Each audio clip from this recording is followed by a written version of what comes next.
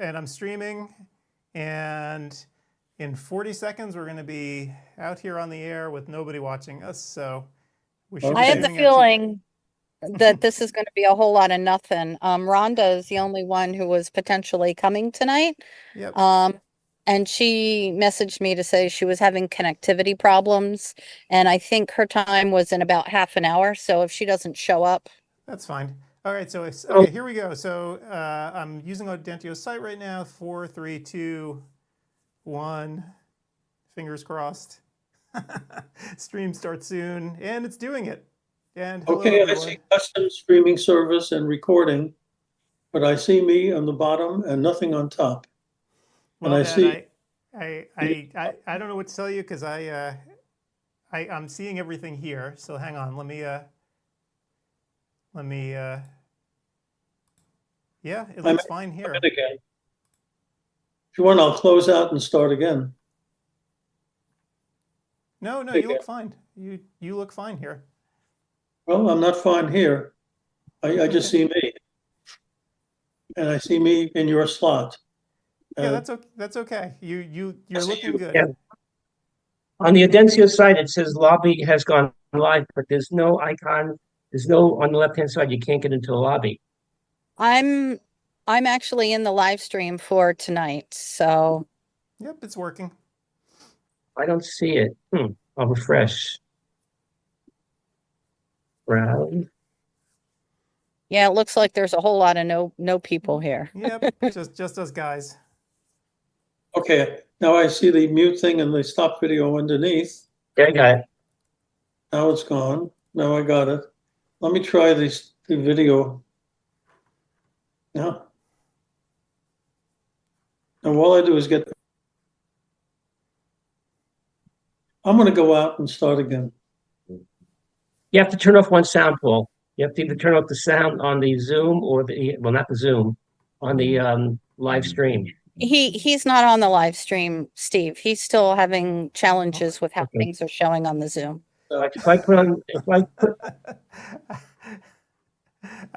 when I do this. Oh my God!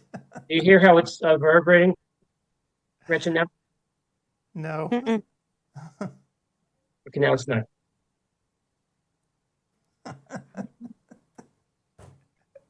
I think it's user error. Yes. What is that phrase they used to use? PEBCAC. Problem exists between, what was it, chair and keyboard or something? I never heard of that. Yeah, that's a rude phrase the tech support would always use. PEBCAC. The problem exists between chair and keyboard. So I still see Paul's thumbnail down there. Yes. Oh, he's coming.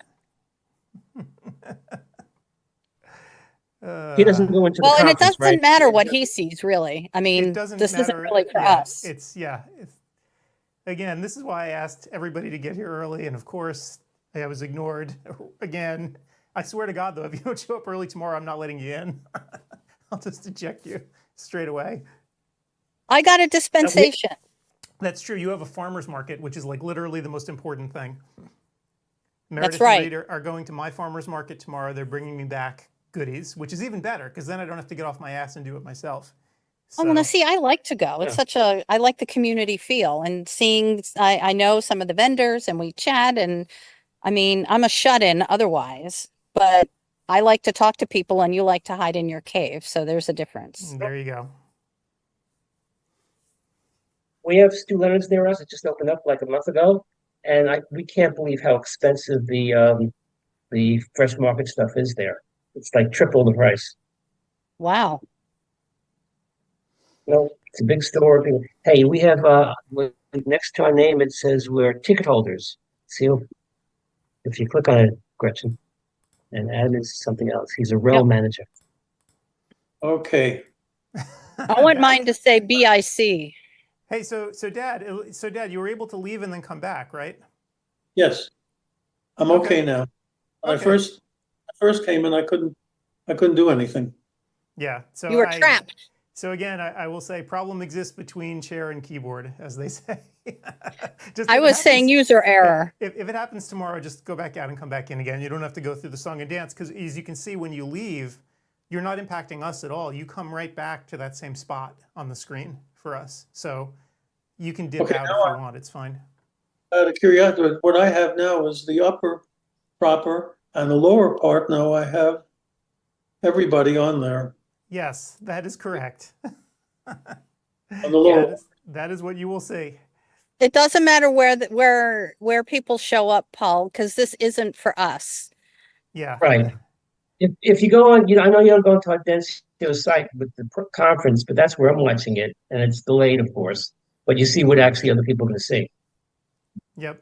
But for the good part is, for the most part, this seems like it's working right now. Hopefully, someone will be out there in Realms to actually watch, over there and make sure that everything's looking okay. But it seems fine here. It looks fine there, and yeah. And that's really what we're here to test. Testing. It looks fine. So I like how we all gave, it says 10 watching now. Hi, everyone. Please chime in. 10.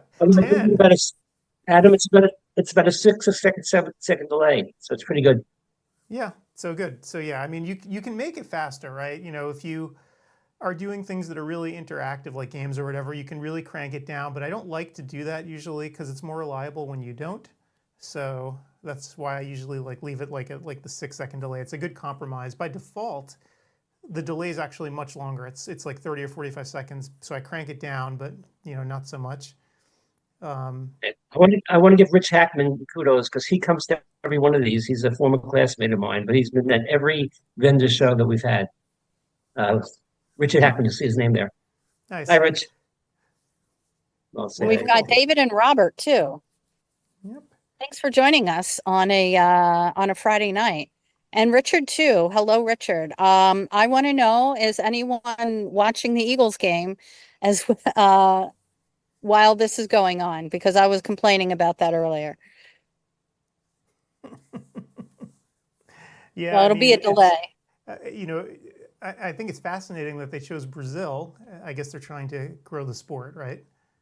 I have no idea. I knew not that much about it. And then I heard that it was just the first NFL game to be played in Brazil, because I know we've had some Phillies games go over to play in London. And I honestly don't understand the reasoning, because who are we playing tonight but the Green Bay Packers? So, because of course we have to go to Brazil to do that. I don't understand, maybe just to generate excitement, but it's all about money, Gretchen. You know that. Yes, that's true. I hadn't thought about that. It is all about the almighty dollar. Is it a Philly home game or road game? It's in Brazil, so it's an away game. No, but one team is designated a home team, which really shafts them. Oh, we are designated the home team. So it shafts you. You have one less home game this year because Brazil doesn't care about Philly compared to Green Bay. So it really is a negative. But whatever. I wasn't in charge of the scheduling. Yeah. Within 5 years, we will have some sort of football league in Europe that'll be part of the NFL. They'll expand to Germany. It's getting popular, football in Germany, in England, Italy. Wait, are you just saying that's what you think, or you know that to be fact? I know that they were talking about it when they were having the game last year, when I think the Jets were playing at 9 o'clock in the morning in London also. So it's just a matter of, it'll be an expansion draft, whatever. And yeah, just think about the time difference. It's ridiculous. I mean, for Adam on the West Coast to Germany, it's like a 10-hour time difference. Yeah. I don't think Adam is going to be watching football, even if it's on Pacific time. That would be correct. I have a political question. Since, Gretchen, you are in one of the most powerful states now for your vote, if you're an Eagles fan, you're from Philadelphia, and if you're what's the one on the Steelers, Pittsburgh Steelers. You're a Pittsburgh fan? Is that the way it usually works? It depends. There are some people who are Giants fans if they're closer to New York, or they could be Jets fans, or they might be Baltimore fans if they're in southern Pennsylvania, or some people out near Erie might be Cleveland Browns fans. Really? Mm-hmm. I have friends in Cherry Hill, New Jersey, Gretchen, who are Phillies fans. Yeah, because it's right across the river. And New Jersey doesn't have a baseball team. So, well, apparently nobody on Realms is really thrilled. Oh, wait, no, Carlo's here. Carlo, go Steelers? Cut me a break, man. Anyway, geographic rivalries aside, I just actually put up on the screen. I hope you guys can see it. Yep. So I put up our sponsor list. Gretchen thoughtfully redid my slides because my grammar is atrocious. And your formatting? Oh, Terrible. no. Just Yes, terrible. So thank you to Gretchen for doing that.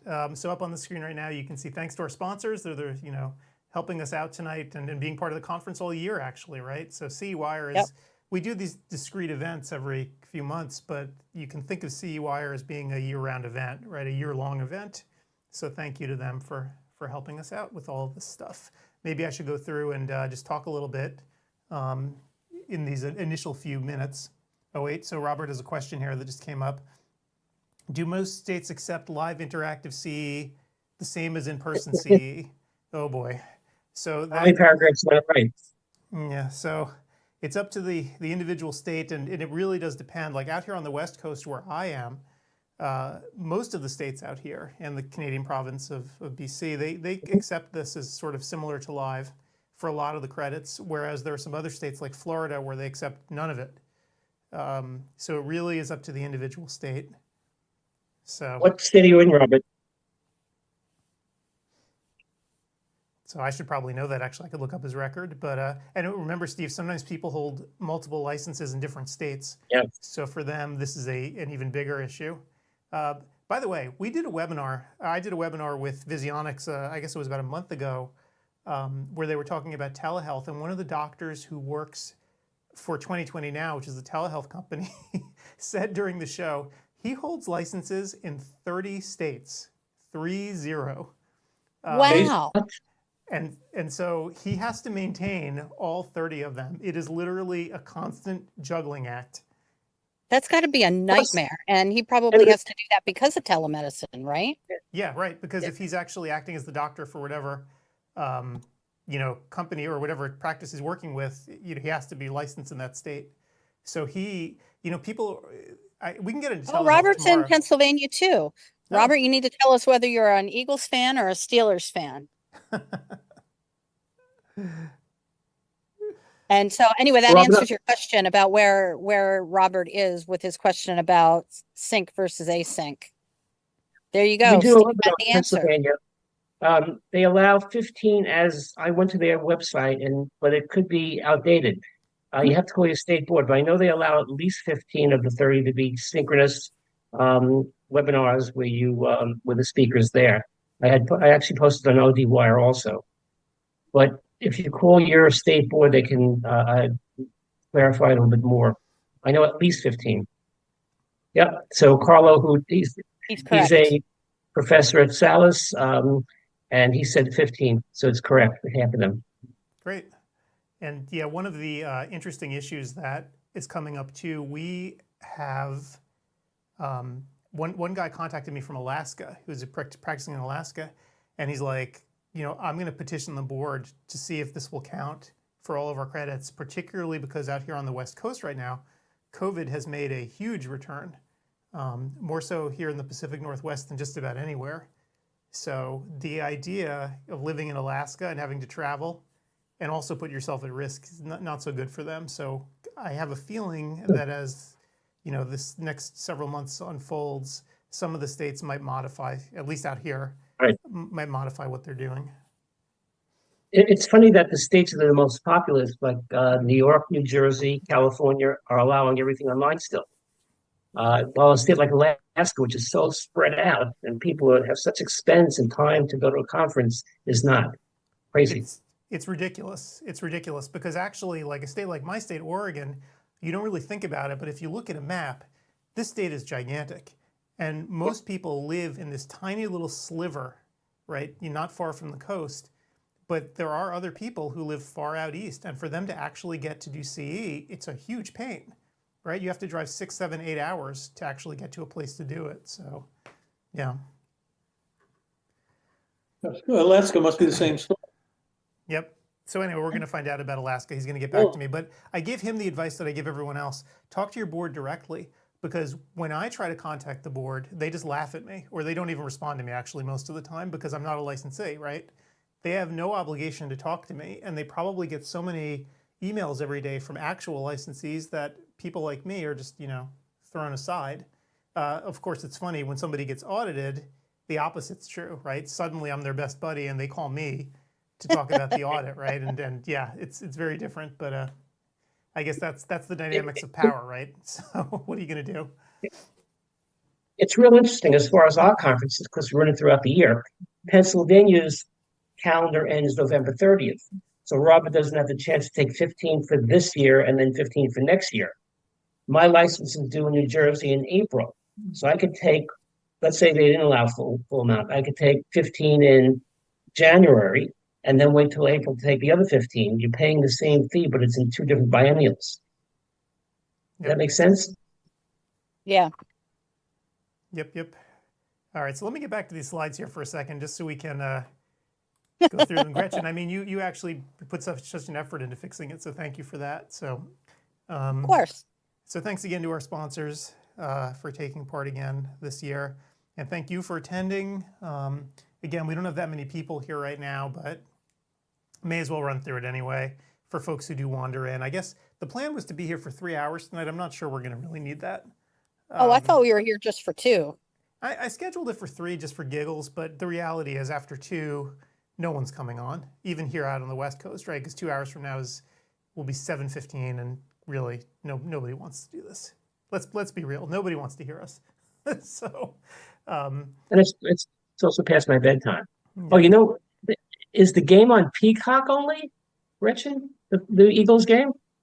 Well, for you it might be, but here it's broadcasting on our NBC channel because You're local. I have Philly affiliates. Let me just see on TV. Okay, so really sponsors. Oh yeah, so while you're doing that, let me just quickly run through this. So again, everybody knows this stuff about the chat box and support email address. Oh, and I have big news about the support email address, but I'll get to that tomorrow. Big news about the way things are going to work going forward. But we'll share that tomorrow. You're such a tease. Big news about, and so here's the schedule. So CEwire2024.com/schedule. Hopefully everybody's gotten that down. You know, it's funny, as this format over the past 2 years has kind of solidified with Audentio, I get fewer and fewer questions because people have gotten used to it. Like everybody knows, you just go to /schedule and download the thing, right? And everybody knows, oh yeah, I should probably be like an old person and print out a copy of the schedule because it's easier. Everybody. Well, just don't knows say this that. stuff now. I mean, you say everybody knows, and as soon as you do that, we're going to be jinxed. Right. So most people know, and that's what's made it so much easier as we've, as this has evolved. With 75 hours, right? Like this is not a trivial undertaking. Every other conference will have, maybe 10, maybe less. So it's very easy to actually set up a schedule and so forth. This is challenging to even know where to go. So I still say that the grid with the printed schedule is the way to go. Add as advice or use a bad typewriter, for we are here to help and to get to class. All the print looks like it's done on a cheap typewriter. I don't think so. I think you know what it might be? You might actually be having some bandwidth trouble maybe with your connection. I don't know, because does this look a cheap typewriter to you? Gretchen redid the slides. They look good here. I will say that Paul, you're looking at it on the Zoom, and it is rendering a little wacky. But what we are seeing and what our attendees are seeing on the Realms version is fine. So Right, once again, they're not seeing for this you, full Paul. screen. Yeah, they're seeing this full screen. It looks better on Realms than it does on the Zoom. But I know what you're referring to, Paul. Yep. Yeah, the Zoom is worse graphics. Zoom will always be worse, right? Because the way Zoom works, they try to constrain the bandwidth that you're using, or they'll try to scale the image in a certain way to make it smaller. But I'm actually looking at the Realms version right now, the actual output, and it's crystal clear. So okay, yeah, fun. So anyway, I wanted to bring this up before anything else because people have been asking me. I have been neglecting my duties to actually get this updated and create the CEwire 2025 domain. So people are asking, when is CEwire 2025 coming? And the answer is right up there on the screen. Mark your calendars, guys. So mark the calendars. Yep. We tried to not make it any holidays or any other conflicts, so that except for my birthday, which is June 8th, but that's the same thing as this year. Yep. And so we we're gonna skipped all send out- Eagles game.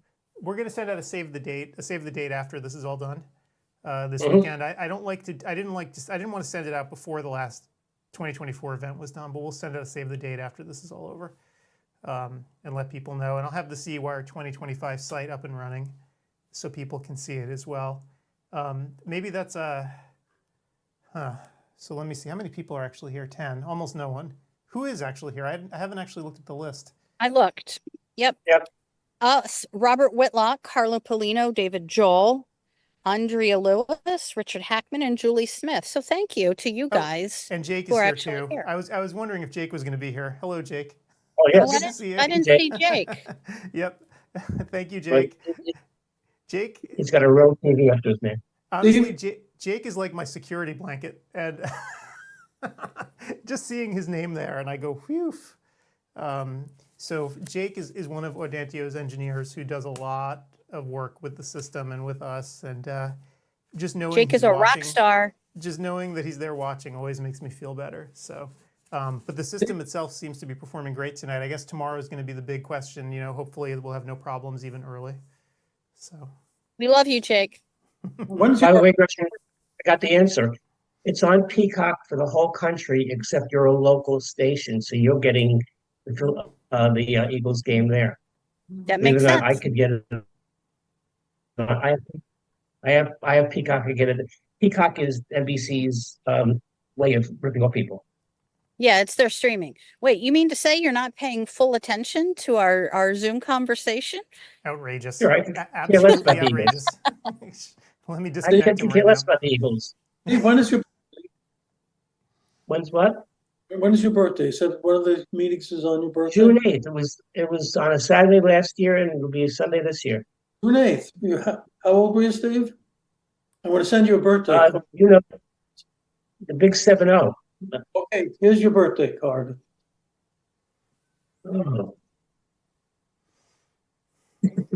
Thanks. What, do you carry that around all the time? He has a handy just to hold up to people when they turn a big age. No one thinks they look as old as their age, so it's okay. You better not ever show me that, Paul. I'll be very unhappy. I could shoot my age in golf. I'll be happy. Yeah. Greg So back Steinberg to our has- vendors. Oh, so back to our oh right, yeah, back to our vendors. Let me get the slides. Oh, look, a going here chicken. again. Whoop. Okay, let me get this going again. We can run through each one if you want, just to talk a little bit about them. But obviously tomorrow we're going to go chapter and verse, talking a little bit more about them. Visionics, of course, makers of a wide variety of equipment, and after their merger with OptoView, now of course the leading vendor of OCTs as well. So we've been doing an awful lot of work with them this year and getting really familiar with what they do and their instruments and stuff. I think they have an announcement at Expo West coming up about a new piece of equipment that was released. But I guess, Gretchen, you and I will be on the floor covering this stuff. So we'll Yeah, I we'll- expect that there will be some news from some of our sponsors coming soon. Yep. So looking forward to that. So again, we've been doing a whole bunch of stuff about Solix, which is their full range SD OCT and OCTA, and it's a neat unit. We had a talk. When was that webinar? Was it last week? Week before? I'm losing track of days. About using the Solix with glaucoma. So pretty. Oh neat yeah, I stuff. think it was not last week, but the week The before. week before. So we're going to be rerunning that webinar here this weekend as well, so people can see it. So pretty cool. And oh, I see a typo on your slide. I'll have to fix that for shame. Uh-oh, I That's had why- a that's I why, had a That's why we typo. do this on Friday nights. But anyway, so show pricing, capitalizing section 179 immediately with no payments till 2025. That's cool. Flexible lease programs, legacy trade-in offers, and so forth. So definitely get in contact with those folks. And we'll give you all their contact information tomorrow as the show rolls along. So Visionics, MacuHealth, and they're going to be in Vegas too, right? I think. Yeah, they're usually Hopefully- every yeah, they're usually conference. there. Hopefully we'll catch up with them. So makers of supplements, including MacuHealth and Vision Edge and MacuHealth Plus. And they also make a new product for floaters as well, and some omega-3s as well. So they have a full line of products, and they have some specials. I'm not sure if these are outdated or not. Gretchen, you might know better than I. I haven't gotten anything new from them, but there is a very interesting tomorrow, a very interesting interview that we had with, and I'm just totally blanking on his name from MacU Health. And so we're going to put that up again too. We talked to him for the last CE Wire, and that was a really great conversation. I always enjoy talking with him, and darn if I can't remember his name. Jim. It just fell out of my head. Jim Stringham? Jim Yeah. Stringfield. Yeah, Yes. Yep. Cool. Yep. All right, so we'll replay that He one. was That'll once be a fun. speaker for us, Gretchen. Yeah, he did a CEwire lecture a couple years ago, so that was pretty cool. All right, so Oculus, makers of many devices, including the Pentacam, and and so Oculus, I'm not sure what specials they're running here this time. We should probably get in contact with them and figure it out. They also have a bunch of new stuff that they're cooking up, and again, I think Expo. It seems like Expo West is when people like to, I don't know, announce or release a lot of the stuff. I'm noticing a trend here. That Vegas seems to be Actually, the I'm place. thinking that it's just whenever things get approval. And I think that right now things are just happening around Expo West, you know? Yep. So yeah, we'll check it out with them, and we'll see what the deal is. Lac Rivera, so makers of punctal plugs, and I'm not sure what. So the special was removed there. They have a sheet of specials. I'm not sure what they're going to do for this particular CEwire. Again, we're going to try to contact them, and we'll figure it out. And iCare Pro, so makers of social media products for practices, so they handle all of your social media and websites, so you don't have to.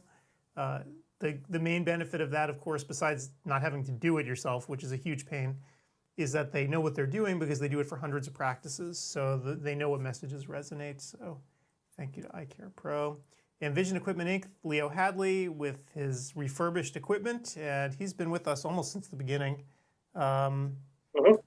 And he's got some specials running, so 10% off. He's got a really cool piece of equipment that he said that he has never seen a new device, a current device like this. He's got an OptiView iFusion 80, and he's never seen it on the pre-owned market. So if anybody's interested in that, they should jump on it, because I'm sure What does it do? Here. I'll take a look. I'll research it before tomorrow. I will look. Right. It is. Oh, it's a fundus He had a camera. couple of specials. Okay.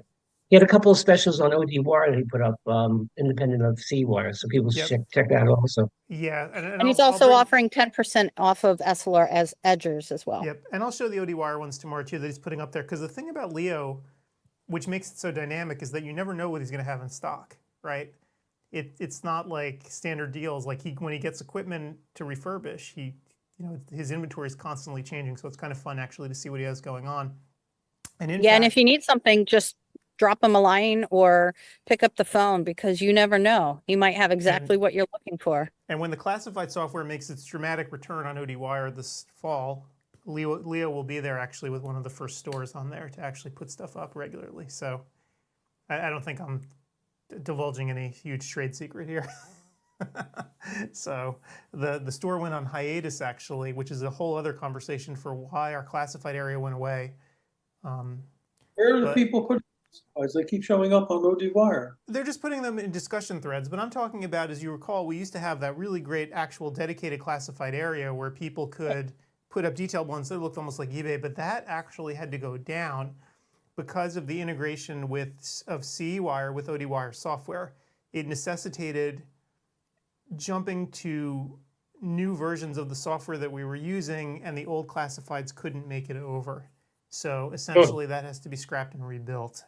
So that was sacrificed, which, you make sacrifices sometimes when you upgrade stuff, and it was worth it to me to have CEwire integrated with ODwire. So ODwire as a classified and with no charge, is that what's happening? Well, yeah. So right now people are just posting in discussions. We're not charging them for it. They're just putting it up there. Right. But eventually the dedicated stuff will come back. So it's a mere matter of programming, but obviously other stuff has taken priority over the past 2 years. So And Adam, if you look all over Facebook, people are always posting and selling stuff, Yep. except for one particular site where he'll charge. But Yeah. literally every site they're putting up whatever But they're Leo selling. will have his own dedicated area where he can reach people, and it worked really well when we had it before. You know, where companies could actually put up their stuff there, and it'll come back. It just takes time. You know, to me, it was more important that CEwire software worked well, and worked well with ODwire as opposed to the classifieds. If I had to pick, you know, which one would be sacrificed, the classifieds were an easy one to chop, and again, we can bring it back soon. So. It's just all a matter of resources.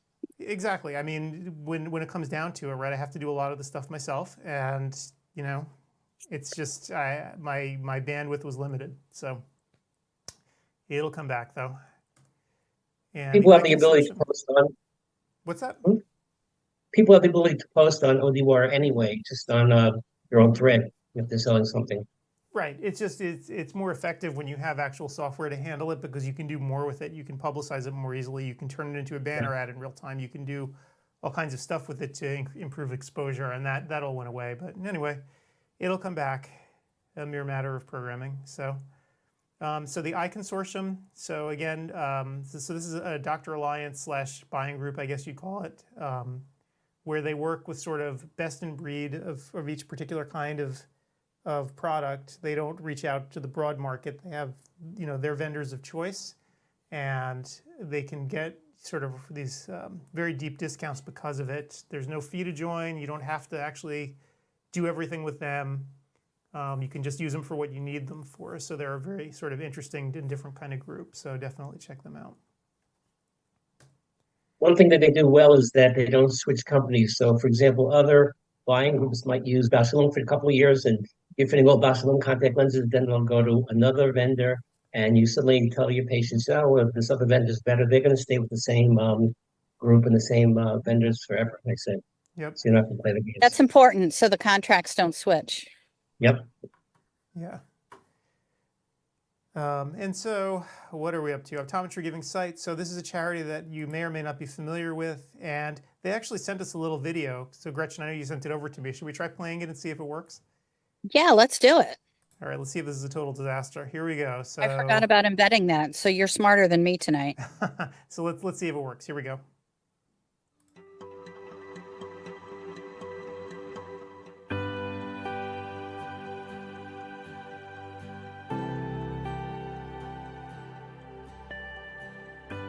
The gift of sight.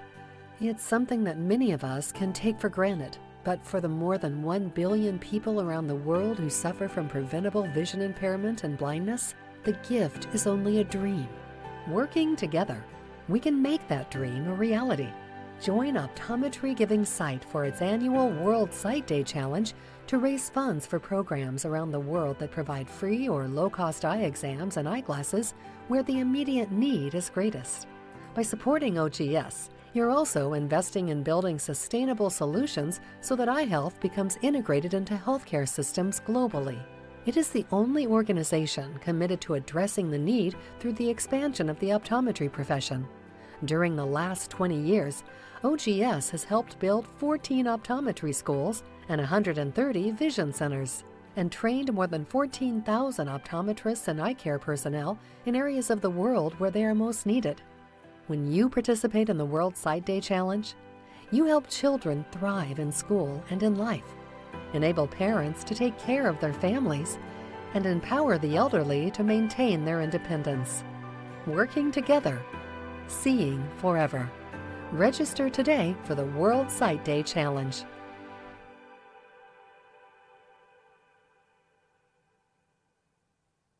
It was pretty good. Yeah, It was not really bad, good. right? It's not playing, obviously delayed on the live stream, but it comes across very well. And in fact, one thing that I have to actually set for tomorrow, the software that we're using right now can actually, you guys should be able to hear that audio. You couldn't just now, but tomorrow you will be able to. So I just have to remember to set it so that when videos are playing, you guys should be able to hear it as well, not just the folks at home. So that'll make it a little easier for you guys tomorrow to know when something's I heard- finished or Well, not. I heard it on the Zoom. You heard it on the, oh, you actually heard it on the Zoom? Did it come through for you? Yeah. Yeah. Oh, good. Oh, excellent. Hallelujah. I'm hearing them both. Adam, I heard on the Zoom, and now I have my computer off, not on. I heard it on. Yeah, So but it's you heard playing it on the both. Zoom, so that's perfect. So Yep. again, the new software that we're using here to handle all of this has a bunch of relatively advanced functionality. And that's one important piece, right? Where you can actually hear the same thing that the people at home are hearing through Zoom, which again, if you've never done something like this before, you can't imagine the problems, the audio problems that you have trying to actually pipe audio multiple ways without getting feedback. So I'm glad that worked for you guys. Yep. Cool. Very cool.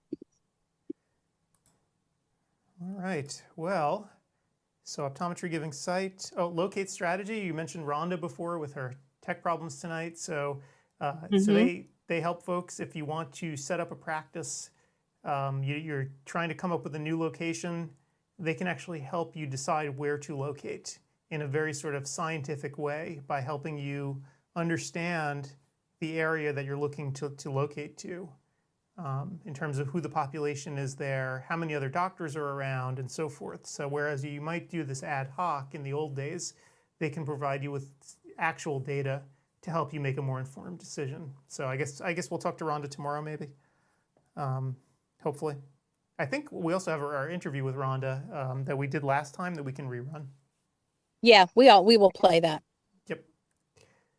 Oh, show special. I had no idea. So 10% Yeah. off a market or location study for orders submitted by 10/31. Good deal. Yeah, very good deal. And we are going to play a cool video that we have from Rhonda where she demos the software, and it is way cool to see what she can do with that and help you. I mean, the level of granularity to get info is just really, really fascinating. Yep. Yeah, so cool stuff. Yep. Yeah. Oh, we have a newbie here. Let's give a shout out to, we're saying goodnight to Carlo and Robert, but Heather is brand new. She says she's a newbie. So thank you for being here, Heather. This is exactly why we have something like this on a Friday night. So put any questions you have in the chat box. We're happy to answer. And thanks for being here. Yep. Yeah. Thank you for showing up, Heather. I know that it's kind of funny, like, we have, CEwire has like, I think 4,000 people, at the conference. And I always urge people to show up on Friday night just to, at the very least, shake the bugs out of their software to make sure that it works. So thank you for doing this, Heather, because, you don't want to end up in a situation where classes are starting tomorrow morning and, oh my gosh, I can't get this to work, or I'm not logged in properly or whatever. And it makes it easier for us too, right? Because I get inundated with, people telling me, oh, I can't log in, I can't figure it out. And it's hard when you get, 100 people or whatever who can't figure it out at once. So it's much better to, try to work it out on a Friday night. So thank you for being here and doing that. Adam, when do we shut off the on-demand portion? Because she might be able to kick the tires on the course after she's here. So the on-demand portion, Jake, if you're still listening, should be shut down like now. Okay. I'd like it off. I'd like it off Don't tonight take any if we courses could. then. Yeah, no, I'd like to turn it off tonight if we could, as we get ready for tomorrow. We don't want any sort of overlap between the two. And in fact, I have to actually change the user interface on the system to remind people, like, you want to go to the live classes, the, on demand will be back after the weekend's over. So that's part of my job. After we wrap up here tonight, I have to work on the messages that are on the server so people don't get confused tomorrow morning. Yeah. That was a good question. Yeah, very good question. Yeah, and I never knew the answer to that. Yeah, so I mean, in theory, I suppose we could leave everything running, but it just gets confusing. It makes it much easier for everybody if we have that clean break the night before, and then just on the weekend have the live stuff. Because it also allows me at a glance, when I'm looking at people and what they've taken, I can tell straight away if something they've taken is interactive or I'm sorry, synchronous or asynchronous just by looking at the date. And also, too, we've got 48 other weekends a year to do it. So, well, right. And the tragedy, the real reason is that the tragedy would be if somebody came on a live weekend, on a synchronous weekend, accidentally took an asynchronous class and then didn't get credit for it, right? Yeah. Which is the thing that could Right. happen, right? And people need their synchronous credits. So that's why we shut it off, because we want to make sure that anybody who's here is taking the correct class over the weekend. Or they come into a class late, live, synchronous, and say, "Oh, I can't do it," and then come out of it and then try to take it the same day. Asynchronous would be a disaster for you. Yeah, so that, I mean, it's not a disaster. They could do it. They just, the system just won't award them credit for it. So, and then they'll get mad. Okay, so Heather, we did not go over that. So how to select the class you want. So Heather, the very best thing you can do, I kind of went over this a little bit. First and foremost is print out a copy of the schedule.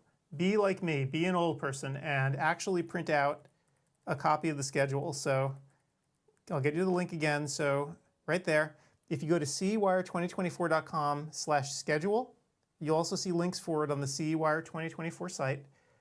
Download a copy, it's a PDF, print that out, and then tonight even look it over and decide what you want to do. Then tomorrow, you'll notice on the user interface, if you go back to the main page of the site that you're on right now, I mean, if you go back to the main page right now where it says back, you'll obviously leave the lobby and you won't be able to hear us. But when you go back to the main page, you'll see that there are 4 rooms, right? Rooms 1 through 4 and the lobby where we'll always be here talking. You just pick whichever room you want. And you go into the room, and as long as you're there and you watch an entire lecture and take the post-course survey at the end, which takes about 2 minutes, and it's basically like a few questions asking if you like the class or not, and what you do to improve it. Like literally takes 2 minutes. So if you're there for the whole class and you complete the survey, the system will automatically issue you credit for it. Now, some people decide to sit in a room all day, right? They will literally just sit there. They won't move anywhere. They'll say, I'm staying in room 1. I like it here and I'm not leaving. And you can do that completely. You can just stay there all day. And as long as you have the videos running and you take the post-course survey, you'll get credit. Other people like to bounce around, which is really easy to do as well, right? Just go back out to the main screen, pick the room you want, and you can be in that other room. So moving from room to room is not difficult at all. In fact, someone like Steve, who's bouncing from classroom to classroom all day, you know, is doing it constantly every 10 or 15 minutes. You see my login, right? So Heather, other people asked to distill it down. You don't have to pre-register for the classes. You just take them as you want to. Yep. So it's very easy. Yep. Yeah, and in fact, one thing that you'll notice too, at the beginning of each class, there's a little public service announcement that explains all that again.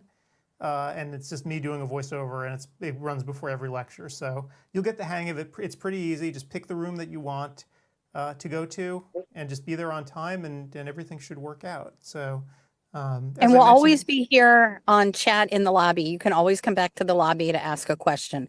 We are all 3 here all day long. Yep. Yeah, we're going to be sitting here, even if we're not even if you can't hear our voice, we'll always be here doing chat. Sometimes we take breaks and we put up old webinars and other fun stuff that we've done, but we'll always be available by chat throughout both days. So we're always here. And of course, if you ever need anything, support at CEwire2024.com. If you send an email there, that actually goes straight to me. And we can fix whatever problems you have. The reality is the system itself works incredibly well. Like I mentioned, we have about 4,000 people taking the courses. And despite that, literally, I'm a one-man gang when it comes to handling support. When you send an email to that support address, that comes to me. And yet I'm able to single-handedly deal with all of those support issues throughout the year because there just aren't that many of them. Right. Well, 2 reasons why, because everything's streamlined perfectly, but also most of our attendees are previous attendees because they like it. So very few people have questions. Like next year when you attend, Heather, hopefully you won't have any questions because it'll be the same platform, just made better.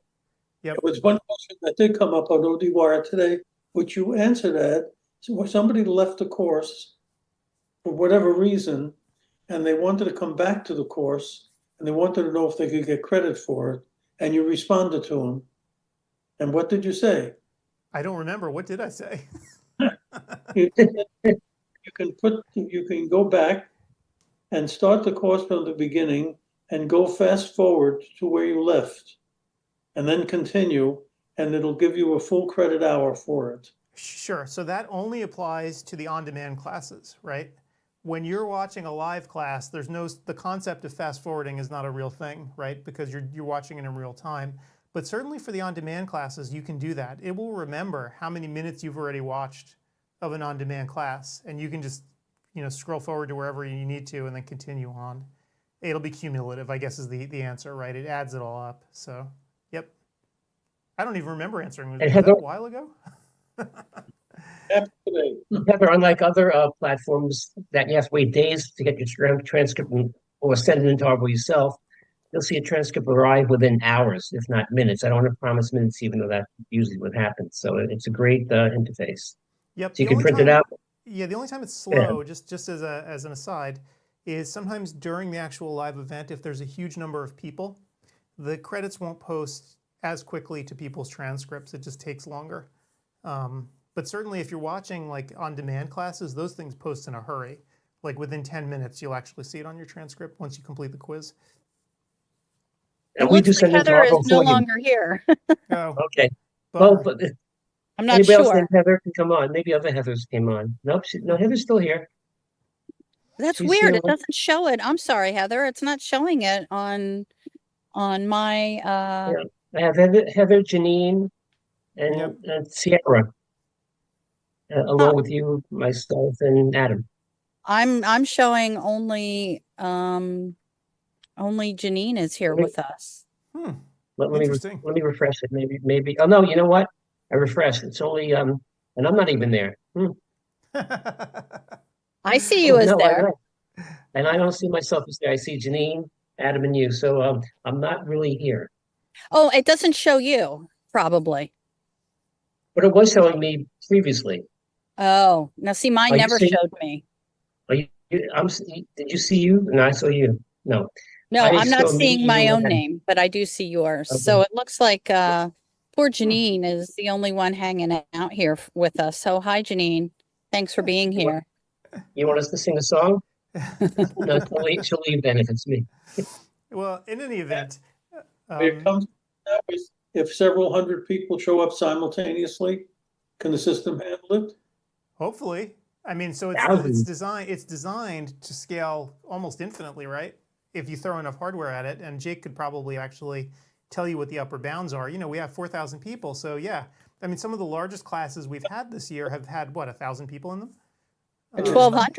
1,200, Exactly. yeah. They go on exactly at 10 o'clock, several hundred. It'll be able to handle all of them at the Well, same time. what it does, Paul, is it trickles. It doesn't just open the doors and let everybody in, because then you can't fit all those people through one open door. It trickles. It allows people in slowly to avoid overwhelming the room.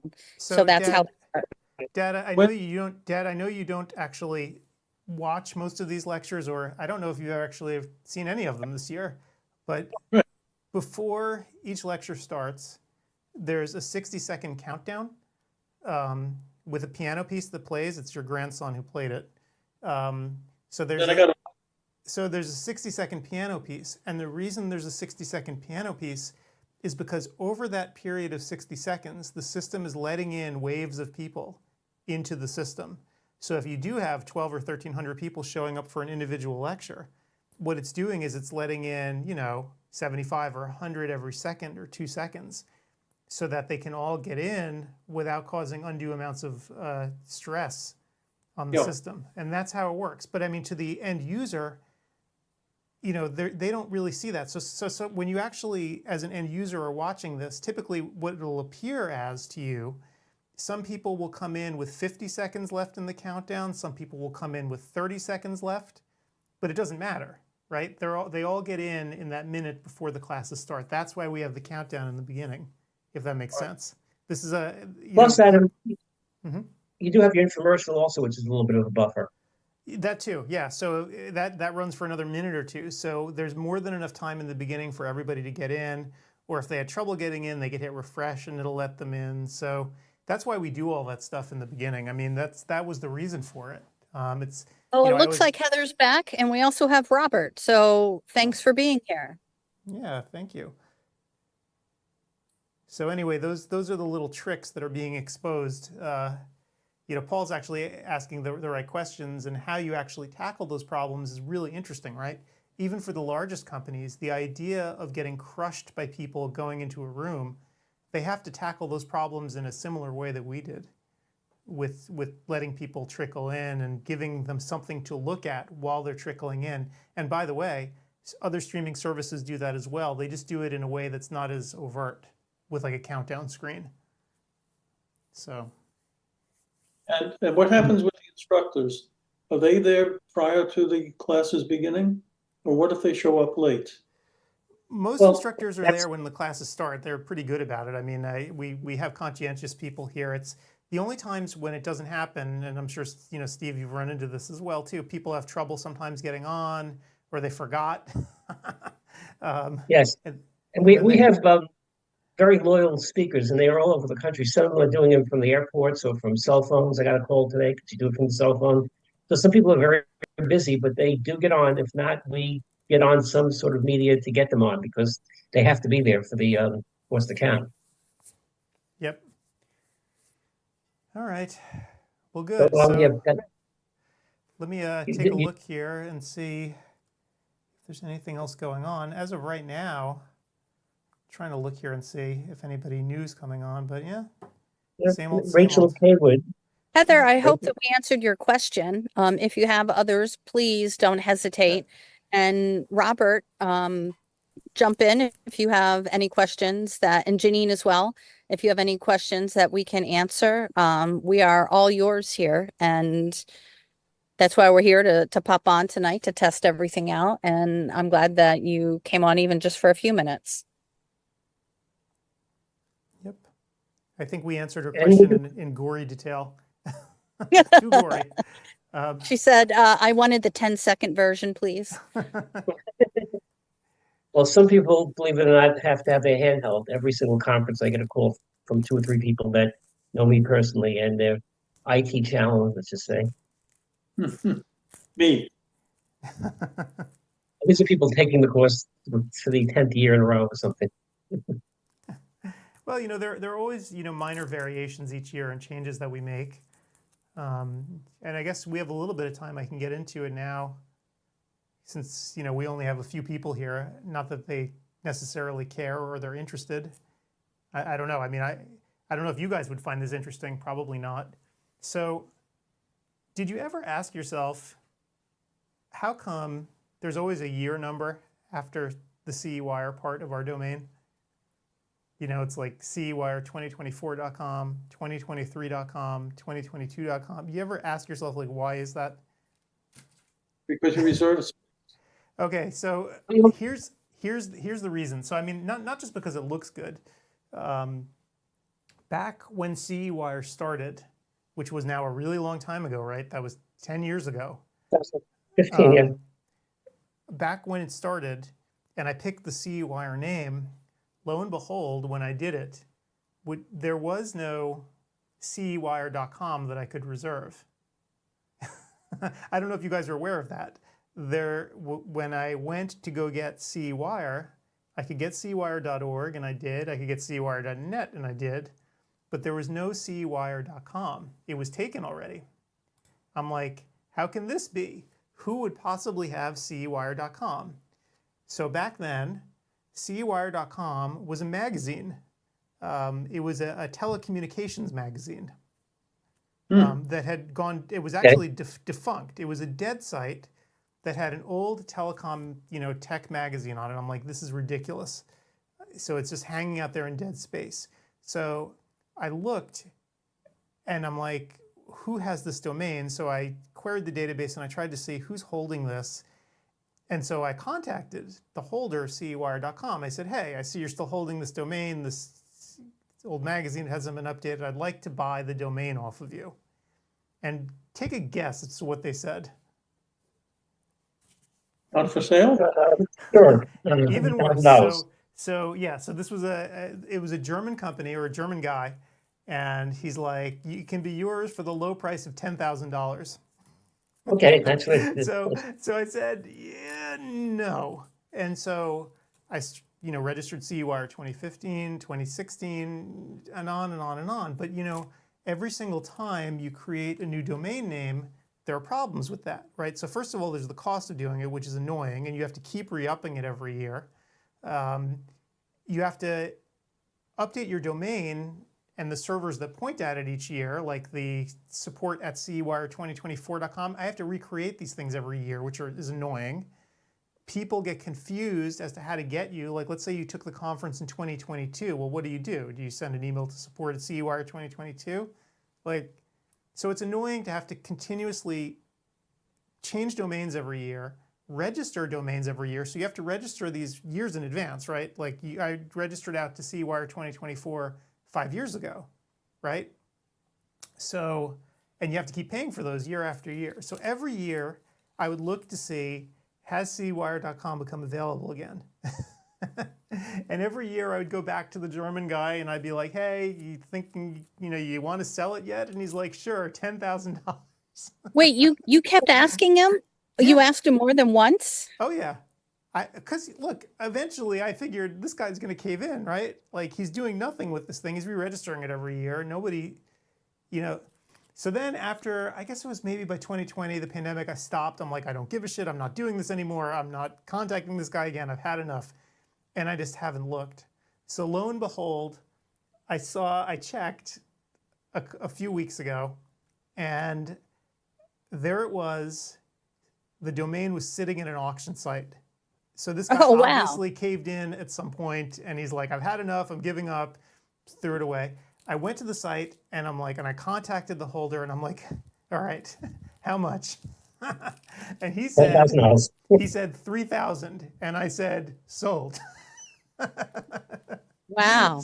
So that was the end. So, because I'm tired of having to move everything all the time. It drives me nuts. So now this gives us a central location that we're going to be able to use going forward, and also a central place to archive all of the old events as well in one place where people. That's really important. I'm not going to have to maintain 10 different domains for 10 years, and people will know where to go. So this is all going to be able to be centralized. So that was my big news. Are you able to archive past things there? I mean, now that we're going to have this site, you can just dump other stuff there? So the old material, sure. Like I have all the old videos from the old CEwires. People can't, use them for credit, right? Because they go stale, but they exist. So, this can be, a clearinghouse now for all of those. So the other important thing is I won't constantly have to register, CEwire 2026, 27, 28. That's just done. So it's just going to be CEwire.com, and it's a shorter domain anyway. So woohoo! Thank God. But the conference will still be called CEwire 2025, 26, etc., correct? Right. But it'll just be like, one place to have it now, like visionexpoeast.com, right? So the way they work it is the way I'm going to work it, where once, a conference is over, like when East ended, back in the spring, they leave the old Vision Expo East site up for a little while, and then eventually they create the new one and then move the old one to an archive part of their site. So that's just what we're going to do here. What about Okay, let's net? think. Can someone take that? Can what? Can someone take CEwire net and CEwire.org? No, I have those already. So I've been maintaining them for all these years for reasons, that are, these are the things I was just hoping for all these years. Okay, eventually the .com is going to come due, and it did. So It only took 10 years.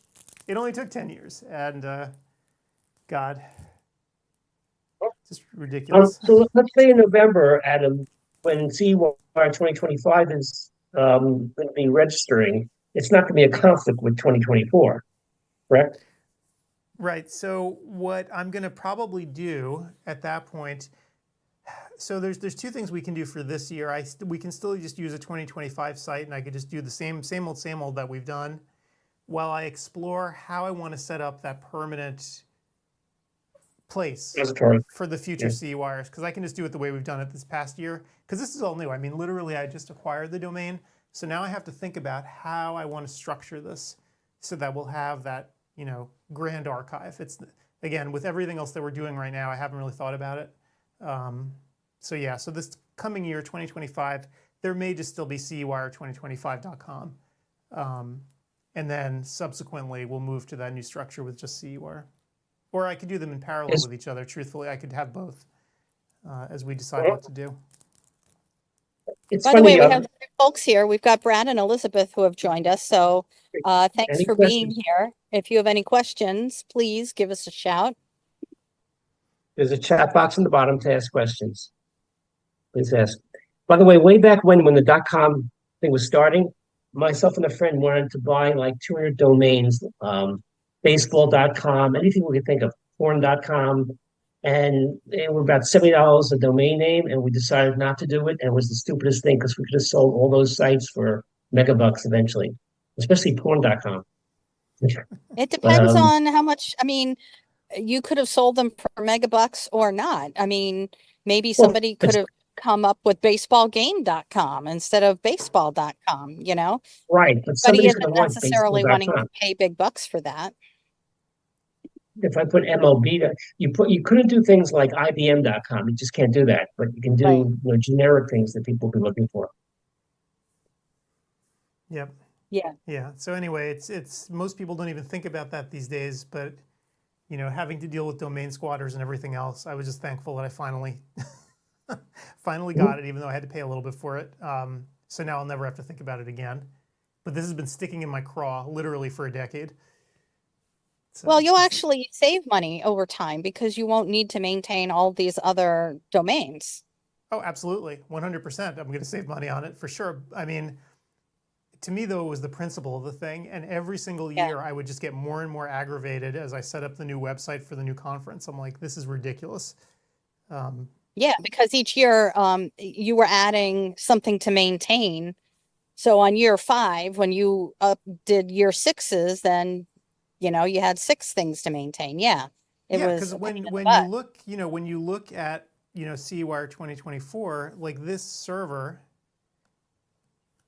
I can put it up here, but this, like the website itself, it all runs on its own separate server, right? So what ends up happening is every single time we do a new conference, I have to just set up the infrastructure for each one of these things, and it drives me bonkers. Not because it's hard, but because it's annoying having to do Yeah. it each year. And it would be just very nice to centralize everything in one content management system with all of the older lectures as well. So, Yep. yeah, Well, kudos.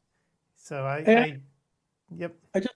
To change the subject while I'm thinking of it, Gretchen has a nice OD background, and I have a nice kitchen in my background. Can you put something behind me that's not the kitchen? Yeah. So You just look. You have any pictures on your computer? Well, so his Mac may not be strong enough to do that. And I think, Dad, what you want to do, we can take this offline later. We can work on it together. But I have a feeling your iMac is of an era where it may not be able to do a lot behind you. I mean, it might be able to, but we can try because it is very old. No big deal. Paul. I See won't be. the Earth? Paul, do you see the Earth behind me? Yep. Yeah, so Dad, I can set you up with something like that. I'll try. We can try it tonight. Actually, if you leave your computer running, I can give it a shot for you to see if it'll work. So what is that?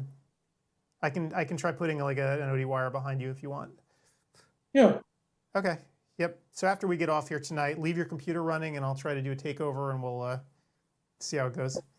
Wait a second. You mean that Paul and I are going to look the same tomorrow? Well, he put a CD wire up or something. I did ODwire just because of how the logo looked. No, but if not, let them see what a kitchen for an old guy is. I'll put up CEwire. We'll make you different from Gretchen. So You I'm can just blur teasing. it, Paul, probably. Can you do that, Adam? Can you no, blur so it? his computer absolutely cannot handle a blur. So Okay. the Not blur enough RAM? yeah, so it cannot handle like what yours is doing, Gretchen. Like his cannot. It's just way, way, way too old to handle that kind of an effect in real time. Oh, my computer now. Oh, your computer has got many years on it. Vintage. It's vintage. What I is mean, it, Commodore 64? It was before the Retina displays for the iMacs. So how many Ooh. years is that? It's not a spring chicken. Is it going to die suddenly or die of old age so slowly? Well, fortunately, you know the Mac mentor. He can come and fix it for you if it blows up. You know what? You guys need to stop talking about this because, Paul, you're going to jinx yourself. So we just need to shut up now. Yeah. Can't have that. All right, so it's 6 o'clock my time, 9 o'clock Eastern time, and No new questions. no new questions. It's pretty boring But here. people are coming in. We have different people though. Yep. Yeah. So which is please a good ask thing. questions, everybody. Janine, Yang, Brad, Michael, Elizabeth. Gretchen, Yep. I have one question of you. Did you see the newest publication that came in this past weekend? I put it on ODwire to talk about it, but no one wanted to discuss it.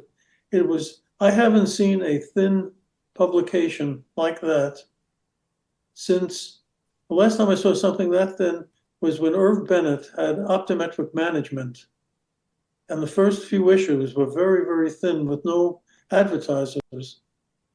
But this particular journal had all the writers, they had all the expenses, but not hardly any advertisers to keep it. Honestly, I didn't see your post because I have been working on administrative stuff for Yeah. a while, so I haven't popped into ODwire. But an industry friend of mine actually sent me a picture and told me how many pages, and I think I know what one you're referring to. Yeah, it happens. These are the biggies that we all get. The really big optometric magazines are getting thinner and thinner, and even the thick ones have a lot of content, but very few ads. And you know why? Because ads just aren't done in that format anymore. Back in the day, the size of a print publication was determined by the number of ads. And in order to qualify for periodical, which is a magazine, periodical postage rates, you had to have a certain advertiser to editorial ratio, or else you had to pay higher rates. So publishers got a discounted rate for periodicals, but you had to have a certain ratio. However, if you had, it also depends on the kind, how the magazine is put together. If you have, think of brochures or catalogs that you get in the mail, and they're the ones that have a staple, two staples in the middle. Mhm. That's called a saddle stitch. And that is one kind of binding. And if you look at a lot of our industry journals, they can stand up like books on a shelf, and you can read the spine, like it might say contact lens spectrum or review of optometry. It'll say the year. And in fact, for review of optometry, at least way back in the day, it would have some of the topics that were included in the publication. I know because I used to create that for review of optometry. So when you have your magazine, the way it's put together, and so rather than big pieces of paper that are just folded with a staple in the middle, they're all cut, and they are, if you have a piece of papers and you tap them to get them all even, and then you put the spine on the end and they're all glued together. That is called perfect binding, but you need a minimum page count in order to do that, because the width of that spine that helps it stand up, it obviously you have a threshold. If it gets too small, it's just not going to support the publication. So I know when I worked at Contact Lens Spectrum, it was perfect bound, and we had a minimum page count. And I was always very happy when we had enough advertising support to increase the page count. So, but yeah, I mean, when I was at Optometry Times, that was a saddle stitch. It was not perfect bound. It was also tabloid size, but my page size was determined by the number of ads that were sold, because you couldn't put together a bunch of advertising and pass it off as editorial content for a discounted postal rate. Is that more information than you wanted to know inside baseball? You mentioned So the Spectrum. post office actually looks at the journal and counts how much ad space you have with respect to other content. Yes. Wow. Oh, Yeah, that you is- have Make a reps. I mean, difference. it's not your local mail carrier, But publishing houses have sales reps that they deal with, just like you as a practice owner had sales reps you dealt with for Alcon, B&L, Zeiss, whoever. So the post office deals with that with the production team, and there were production managers who work together with sales team, and that's why you have to have an ad close at a certain time to know how many ad pages, and then you can do the math and figure it out, and then you have to configure it because not everybody buys a full page ad. And I mean, it's a lot of work behind the scenes to figure out where the ads go, how much room you have for editorial content. And then there were times I had to cut something, or on the other hand, if we had more ads than we had planned for, we would go up by 4 pages or 8 pages or 12 pages, always divisible by 4. And then I'd have to come up with more content to fill the space. Well, you mentioned you mentioned the name. Here it is, and it only has 28 pages. Yep. And the paper clip. It's just stapled. Yep. Don't sell it. Well, I think that publication moved away from perfect binding some time ago, because when I was at Contact Lens Spectrum, that minimum page count was 60. Well, now And it's low now. And at some point you have to, if you don't have enough advertising to support that, because at some point you lose money if you're printing all the content, all the editorial without any ads to offset that. And also remember too that our journals are sent free of charge. Most of them are sent free of charge to doctors, and you have to fill out a little questionnaire. How big is your practice? How many new patients do you see? How many new contact lens fits? And that's what's called a qualified circulation, meaning that you qualify to get that publication at no charge. Because if you're not paying for it, somebody else is, and that is advertising. Yep. So once again, a little more inside baseball on B2B publishing, print publishing. But yeah, that happens. I mean, Pecan, Primary Care Optometry News, how many years ago? 5, 7 years ago, went to digital only publishing. They stopped printing an actual paper journal because they didn't have they weren't, it wasn't getting supported, I assume. Yeah, so basically, this happens. There are a lot of layoffs. Were these It depends, because if you go to, you mean going from print to digital? once they start losing? Probably not, because all of these publishing houses publish other things. And so they just consolidate duties, because you still have to create the content, you still have to edit it, you still have to put everything together, you still have to sell advertising. The person who's not getting any money is the printer and the post office for mailing. But it depends on what else the company is doing. Some companies are moving into education. Some companies are moving into providing other things or buying other pieces of businesses in order to offer different things to their clients, to industry. I mean, it's kind of like Alcon buying CEwire, or it's kind of like J&J buying Allergan's surgical business. Uh-huh. Now, Gretchen, you know better than I, in fact, no, much better than I. Does a print ad for a digital magazine cost significantly less or more than a hard print ad where it comes in mail? Or is it So essentially you're the saying, same does a price? digital ad cost less than a print ad? Or more? Who knows? It all depends, because pricing is determined by what people are willing to pay. Kind of like I was busting your shoes earlier, saying that those domain names, they're not worth anything until somebody says, I will give you $1 million for it. There are a bunch of things that determine pricing. Some of it is your own hard costs, because you have to pay for salespeople or, whatever. And then you also look at the market. What are other people charging? And then how are you different? Are you going to more people? Or are you going to more specialized people? So for example, if I were creating an online place for eye doctors, well, who am I going to? Is it open to the general public or is it closed? Because if I'm getting you a lot of views of this ad, well, you want views who are eye doctors. You don't want my kid and her friends looking at it. I mean, I could have my kid go onto my website and tell all her friends, and they'll spend all night there refreshing and increasing the metrics so the numbers look good. But that doesn't do advertisers any good because my kid and her friends are not buying contact lenses or fundus cameras. Right. So a lot goes into it.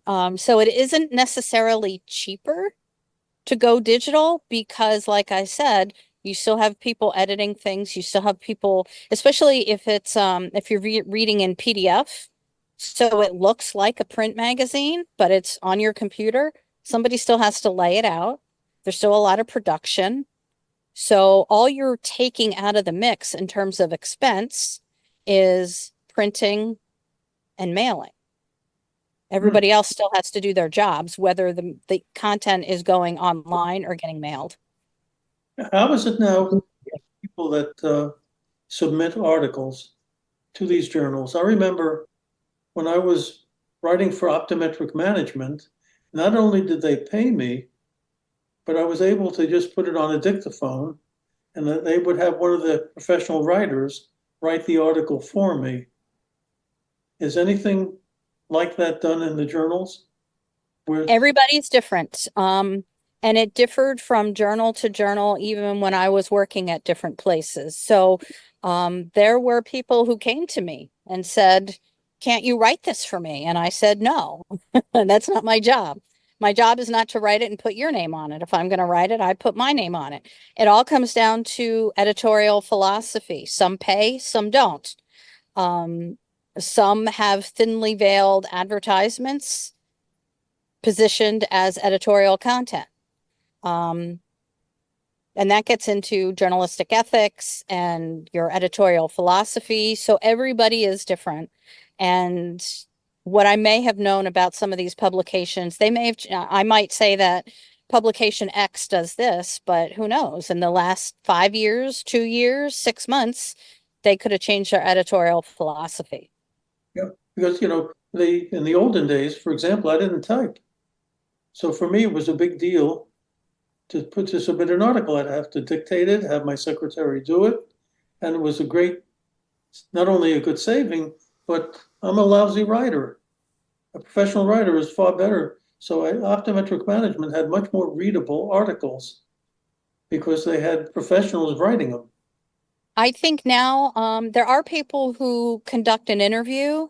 Like I would have a conversation or two with you on the phone and then write a piece based on that. Some people might still do that, but also too, remember, back in that day, Paul, that was before people had access to personal computers. People have laptops now. And in fact, one thing that I learned from Ernie Bowling, when he and I worked together at Optometry Times, he had an editorial every month. He dictated his editorial on his drive to his office every month. And with a smartphone, you can dictate in there, you can talk to it, it's voice to text software. And in fact, I've told people to write articles this way.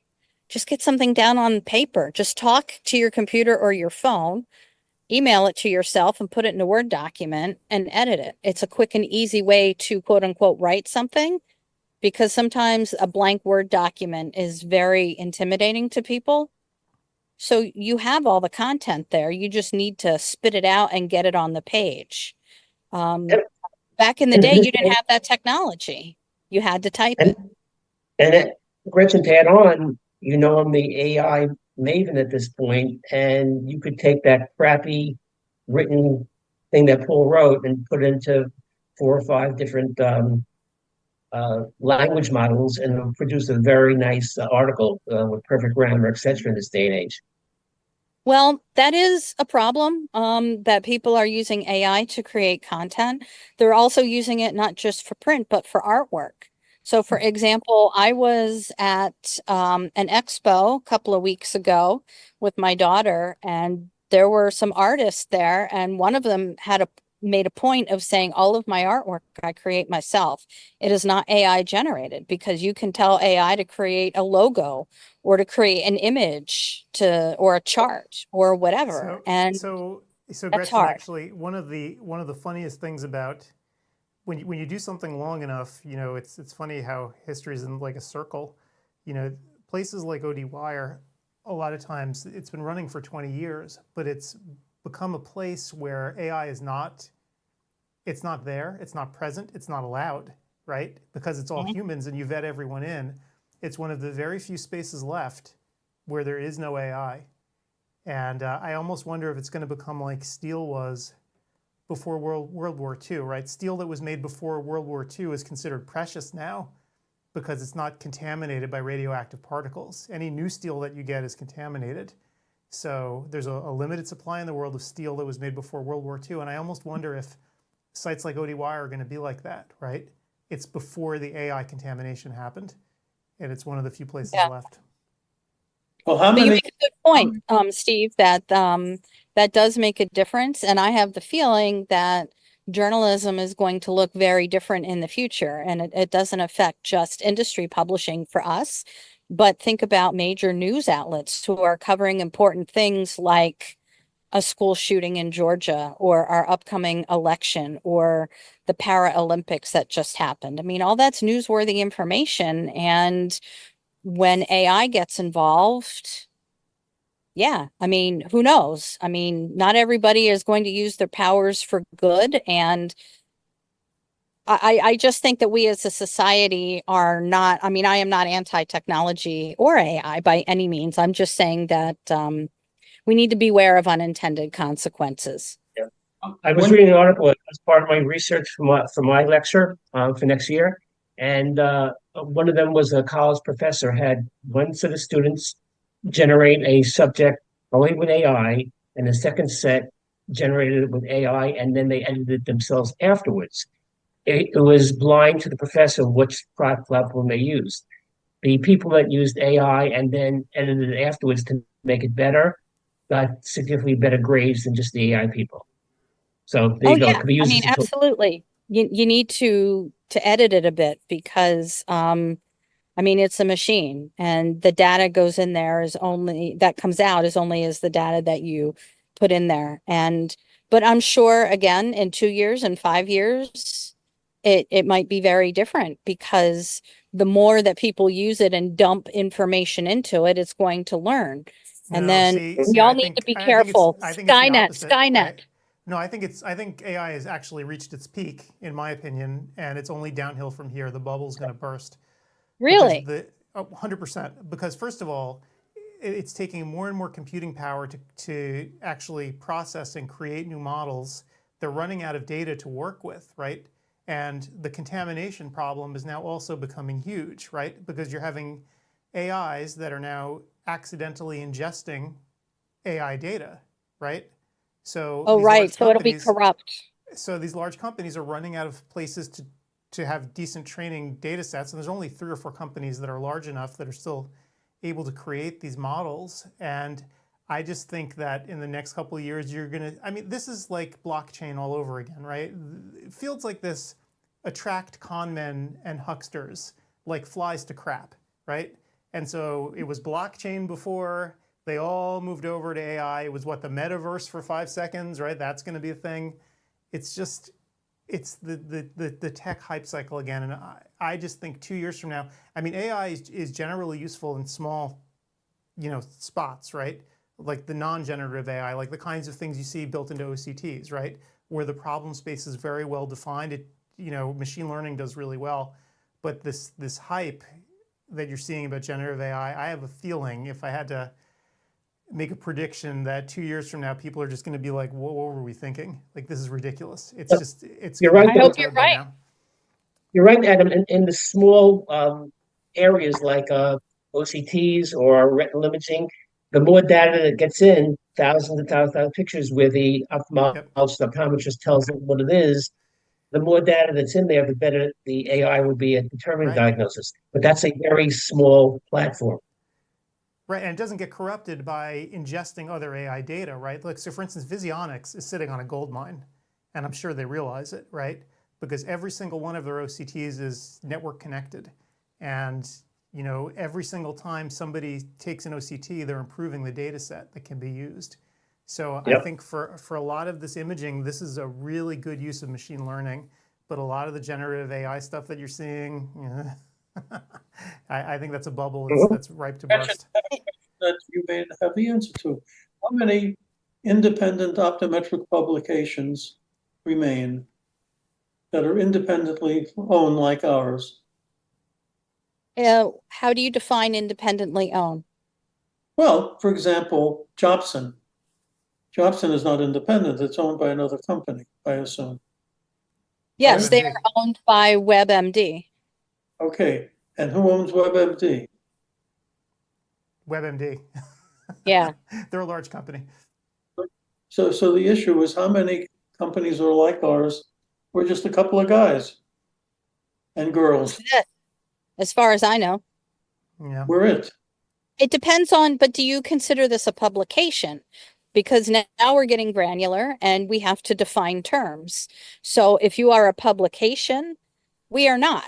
If you define a publication as a periodical, a print journal disseminating information. So I think right with some of your questions now, the more granular we get, the devil's in the details. How do you define this? How do you define independently owned? How do you define publication? How do you define industry?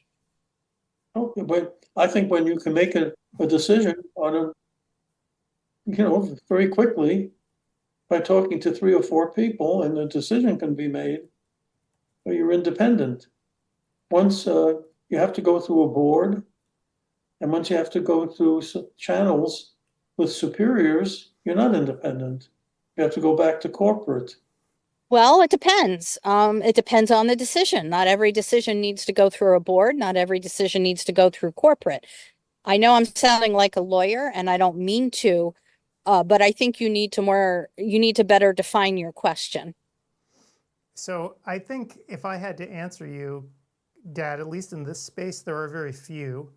I mean, I can think, now that Pentavision was bought out. So for instance, when Pentavision was still Pentavision, they were still small enough that, Roger and Rob or whoever, they could pretty much decide what they wanted to do. I don't think that's the case anymore, right? What are they now? Well, they could do it when they were BCI, when I worked there at first. Yep. And then they were bought by LWW, and then that didn't work out. And then they bought themselves back and went back to small. And then they sold to Broadcast Med, which is now calling themselves Connection, I think. That's so terrible. yeah, and the way they spell it, it's terrible. So they went from, if you mean privately owned, that might be different than independent. Again, you need to define your terms and be specific in what you're asking. But they were privately owned, then they were owned by a bigger corporation, then they went back to privately owned. But when they were Pentavision, I'm not sure where the person who had that money, I don't know where his money came from. So they may have been quote unquote privately owned, but they may have also had venture capital money. So again, defining the question is important. Yeah, I mean, when they were Pentavision, they were still somewhat mom and pop. You could sort of understand their structure. You knew who the principals were. Now, it's a little more opaque. I mean, I guess Bryn Mawr is probably one of the few that are left. I don't know what their financial structure is. It may very well be. They are in several different markets, and I'm not sure where the money was behind that. At first, I think they were private, and they may very well be. I don't want to provide disinformation. I just don't know what the status is currently. Yep. And MJH was privately owned for a long, long time by a family. And then venture capital money got involved. So they were owned by a family, but are no longer. Yep. So I don't know if optometry still has a journal. What does? Do they have a print journal, the American Academy of Optometry? It's OBS, and it's not print any longer. It is online only. Ophthalmology. Exactly. Ophthalmology, the Blue Book of Ophthalmology, I don't know if that's print any longer. I would guess, if I had to guess, I would say that it was, simply because of ophthalmologists in academia. There are a lot more ophthalmologists in academia than there are optometrists, and that's more part of the medical culture of getting print journals. But I guess it depends. We'd have to research that. I don't know the answer to that. JAMF is, right? I don't know. When I worked at Elsevier, I could tell you, but I do not know anymore. I wouldn't be surprised if some of these medical peer review journals, or any peer review journals, I mean, geology peer review journals. I mean, when I had access to Science Direct, to every journal that Elsevier published, boy, that was heady.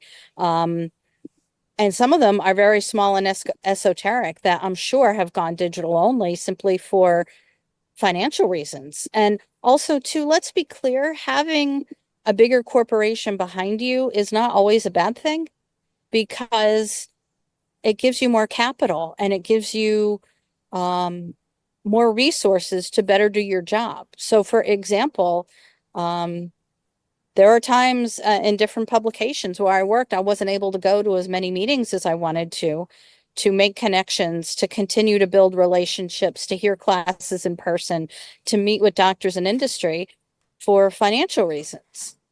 So when there were more resources, I was able to do that. So having somebody else behind a company isn't always a bad thing. It's a mixed bag, like everything in life. There are some good things about it. There are some bad things about it. If it was such a horrible, horrible thing, people would stop doing it. Yep. Yep. I think what was when the journal of the AOA stopped. They couldn't That get did not stop on my watch. I had already left because I was publisher of that for a while. I always need to have that disclaimer that they did not die on my watch. And there was a lot of you things. never want to be the last you know, the last doctor light that touches dog, a yeah. patient, right? Yeah, you don't want to be the Yeah. last one. they were getting they couldn't get advertisers either. So that's why I worry when I see this journal. That it's a very good journal that's so thin that Well, I think this is more of I don't want to say a societal problem, but it's more of a trend that's hitting more than one sector right now. JAOA had different problems at the time that led to its ceasing publication. And it wasn't because lack of advertisers was part of it, but there were reasons that led to it not having advertisers. How many journals have you worked for? Because I'm counting like 3, 4, 5 now. I've worked for Like all of the Spectrum? ones in the industry except for Pecan. Really? Wow. Okay, newsflash ad. You Yep. there? I'm sitting here. He just emailed me, "Hi, Dad. We landed and got the car on the way to Eric's. Have a good night." My crazy daughter is a weekend in California with COVID. My son-in-law is taking medication for brain cancer. So you tell me Yes. the good sense being on a plane.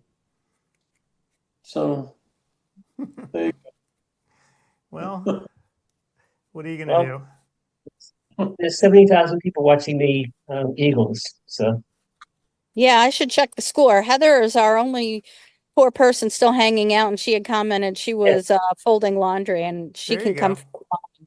go. I saw that. go. I don't fold my own laundry, but I do put it away. Do you want a Oh, gold wow, star? we're down by 2. This is not good. We've got 5.5 minutes left before halftime. It's 14-12. That's a lot of scoring in the first Yeah. quarter and a half. It's Barkley's doing great for you. Taking on Barkley, he's got a a touchdown rushing and a touchdown catching the ball. Is this a real game or is these? No, it's a Oh, real it's a real game. game. It's in Brazil. Season started. They're playing in Brazil. Oh, Yep. But I the got real it. season started Sunday. It started yesterday with the Kansas City-Baltimore game, Thursday Night Football. Okay, Yeah, well, I'm glad it's football season again. So I'm here just looking over people registering for the conference. We're actually getting an uptick in registrations tonight. People always wait to the last minute. I was all over social media talking to the whole world. I'm So kidding. I got people, some. I think the way it works is that people probably just mark it in their calendars and then sign up. Oh yeah. That's Well, probably what yeah, they're doing. why? I mean, you don't need to sign up early. It's not Right. like Yep. there's a limited it's not like concert tickets. Right. Right. You know, We might have. from the perspective of the person who actually has to do support, though, I just wish people would sign up earlier and test their Well, accounts that out I get. earlier. But I get why they don't. And I'm not going to throw stones, right? Like I do the same crap myself. So, you know, wait to the We'll last still minute take to their do money. something. So yeah, I mean, I do the same thing and I get it. I'm just hoping every time we do this, I always hope like I'll be up to the task of actually dealing with the support emails as they come in. Unfortunately, it's the last show of the year, so it's like, most people know what they're doing. So I think that We make it's going to be just like tonight. I think tomorrow is going to be slow in that we aren't going to have a lot of blow-ups. We aren't going to have a lot of people saying, I can't get in here or can't do that. But you never know. I mean, we still will have our because it's the last one of the year. People right. might want to jump on and get live credits, but those, you know, like using the wrong email address kind of thing. Yeah. Oh, and Heather has folded her laundry and she'll see us tomorrow. So All right. thanks for hanging in there with us, Heather. So it's just us three now. Are they committing the same amount of resources as last time so that things go smoothly on their end? They should, yeah. We should. It should be a smooth event. I was talking to them about that, so it should be okay. And then next year, obviously, is going to be a little bit of rejiggering of the software, but I'm going to cross that bridge when we get to it after this live weekend, and then we're going to go back and work on it. So yeah, fingers crossed it'll all be okay. Okay, great. It should be. Well, now we really are preaching to the choir since there's only three of us here. Yeah, and I mean, I thank God because my neck and my shoulder are about to die, so I don't know how much longer Are I you can do feeling this. any relief, Adam? Have you felt relief So- yet? It's allowed me to sit longer, like at my desk. Like, it's only now is it really starting to hurt, and I've been sitting here for how many hours? I mean, it's been most of the day.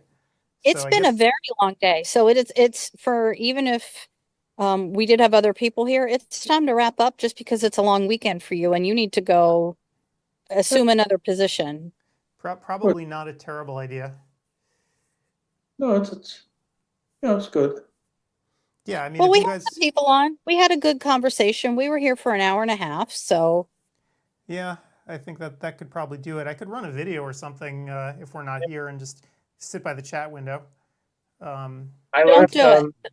I can no. I can sit by the chat window, Adam. I'm gonna go watch the Eagles game. You don't need to sit anywhere. All right, so maybe what I'll do is I'll let a webinar run or something.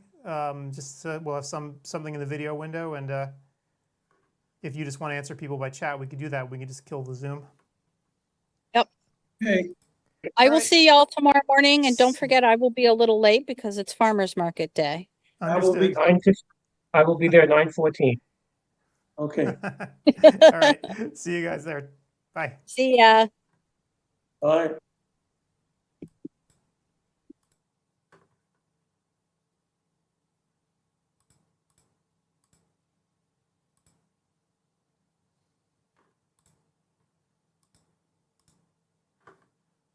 Thank you, Adam, for that generous introduction, and thank you for joining us tonight. It's a great great number of people here this evening for a talk on OCTA and glaucoma. So it's a privilege to be able to spend some time with you this evening.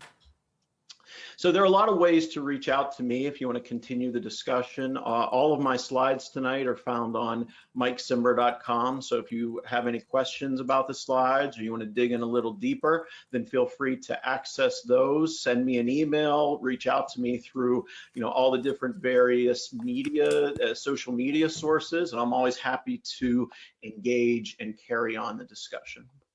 Greetings from Nittany Eye Associates in State College, Pennsylvania. We are a large ophthalmologic practice. I am a true glaucoma specialist.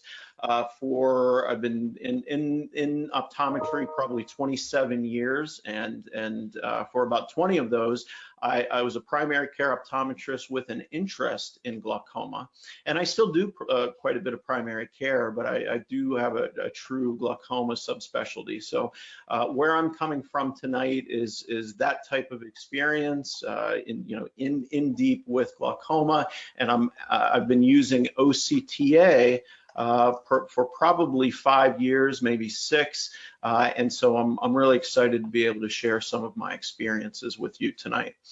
Much of my, glaucoma knowledge comes from the Optometric Glaucoma Society, and so it's a real honor for me to be a part of that. And if there's one meeting that I will not miss every year, it's the OGS, and so I'm excited that we're less than 2 months away from that coming up at the Academy. So tonight we're going to be talking about advanced diagnostic and enhanced glaucoma patient management and outcomes, how we can use both the Solex and the OCTA function to maybe manage glaucoma in a slightly different way than we currently are. This whole talk stems from this question that came up maybe 5 or 6 years ago in a conference, and we were having a discussion. If you could pick one instrument for glaucoma management, what would you pick? And some people yelled out tonometer, visual fields, all these different things. But I think as time has gone by and this has evolved, and we could add ORA to the mix. All these different types of glaucoma instruments, but easily OCT would be that in our practice. And so that's why and to watch OCT evolve as the years have gone by, now having OCTA capabilities and watching the resolution just get better and better and better. So it's fun to see where we've been, but also where we are now and where we'll soon be going in the near future. All right, so there are many choices out there, and so I know that in fact, in our office, I'm using several different OCTs. Our flagship office, at any given time, we have 5 or 6 optometrists all at the same time, 1 ophthalmologist, and so we are a busy place. We have a lot of instrumentation, and so there are many choices out there. But what do I want in an OCT instrument? I want easier to use for technicians. I want easier diagnosis. I want best-in-class OCTA with metrics, and I'll explain what that means. I want best progression analysis, better with advanced glaucoma. We know in advanced glaucoma, we often hit the floor, and then what do? Well, we're left with visual fields, and we know as the glaucoma becomes more advanced, monitoring visual fields primarily, there's so much variability and unreliability at that stage, but that's in the past has been the best we've got. So give me something in advanced glaucoma that can do a better job. And I want edge-to-edge angle scans. And so these are the things I want as a glaucoma specialist. I know many of you want as well. So ease of use, and I will first say that I would not know how to run an OCT myself, but I have amazing technicians here. Here are 2 of them, the Thing 1 and Thing 2, Abby and Kim, and so I have to rely on them to get amazing scans. And so I want something that's as easy for them to use as possible. And so when we have a conversation about the Solex instrument and how fast the scanning speeds are, they come to me and say, oh yeah, this is much better than previous generations or other OCT instruments that we may have in our office. And so take it from thing one and thing two, not from me, that it is easy to use. The Solex is very easy to use. Now let's move into the next section, and I'll illustrate my point with a case. We have a 59-year-old referred from one of our local optometrists. Again, we are a glaucoma referral center. Tmax 21 and 20, central corneal thickness 556, 547, corneal hysteresis 10.1 and 11.0, no family history, blood pressure 139 and over 87. So we use the Hogstrite Octopus in our main office, and you can see that this is this is more than mild glaucoma based on the fields. Looking at the nerves, we can see infratemporal, and you can see, I'm assuming you can see my my cursor here. And if that's not the case, please let me know. And in the left eye, we see infratemporal thinning as well. We also see a transheme. And when we look at the arteries and veins, we can see there's quite a bit of attenuation there. And so here we have our Solex report, and there's just so much information, but it is on either one or two or sometimes three screens. I know some of the instrumentation that we've used in the past have required 8 reports, 9 reports, sometimes even more reports, but pretty much in three to 4 reports from the Solex, I can get so much information. So I'll just kind of walk through all of these things here. And so, we have the en-face image, and in that we can see the nerve fiber layer defect infratemporally. We can see how it compares to the database. We can also see the ganglion cell complex, how thin and dark it is in this area. We can see the nerve fiber layer analysis, how it's reduced here. And a lot of times, there's a lot of other instruments that can give you that. But here's where the Solex goes a step further. Now we can see OCTA, we can see the angiography. And not only do we see, oh yeah, right where we see the nerve fiber layer defect, we see reduced angio, we see reduced vessel density in that same area. So we can have full confidence that, yeah, this is a true nerve fiber layer defect, and yes, it's affecting the blood supply. There are several studies that indicate we're going to start seeing this before we see it over in the en-face image or clinically. But also we have metrics. So not only do we have metrics for nerve fiber layer and ganglion cell complex, which everybody has, but we also have metrics for OCTA. I can see the vessel density percentage. I can see superior and inferior. This type of asymmetry is very, very common in glaucoma, and we see that 51% versus 42%. But I can even go a step further. I could look in it in all the different quadrants. And so the beauty of OCTA is not being able to just eyeball it and see that, yeah, there is reduced vessel density, reduced perfusion in that area, but we can also look at the metrics and see what the vessel density percentage is in a number. And that also, we can also measure that as time goes by. In the left eye, we see a similar thing. Infratemporal nerve fiber layer defect, variation from from the database, infratemporal thinning, all this thinning here. And yes, in the same area that we see the nerve fiber layer defect, we also see reduced vessel density with an asymmetric metrics on angio. So just a ton of information on that screen. And I'll look at the second screen. This is more, this kind of goes a little deeper into the ganglion cell complex and the vessel density of that. And again, we kind of saw this on the last screen, but now we can really dive in and say, okay, yeah, it affects more the superficial layer. The deep layer is not quite as affected, and that's also common in glaucoma.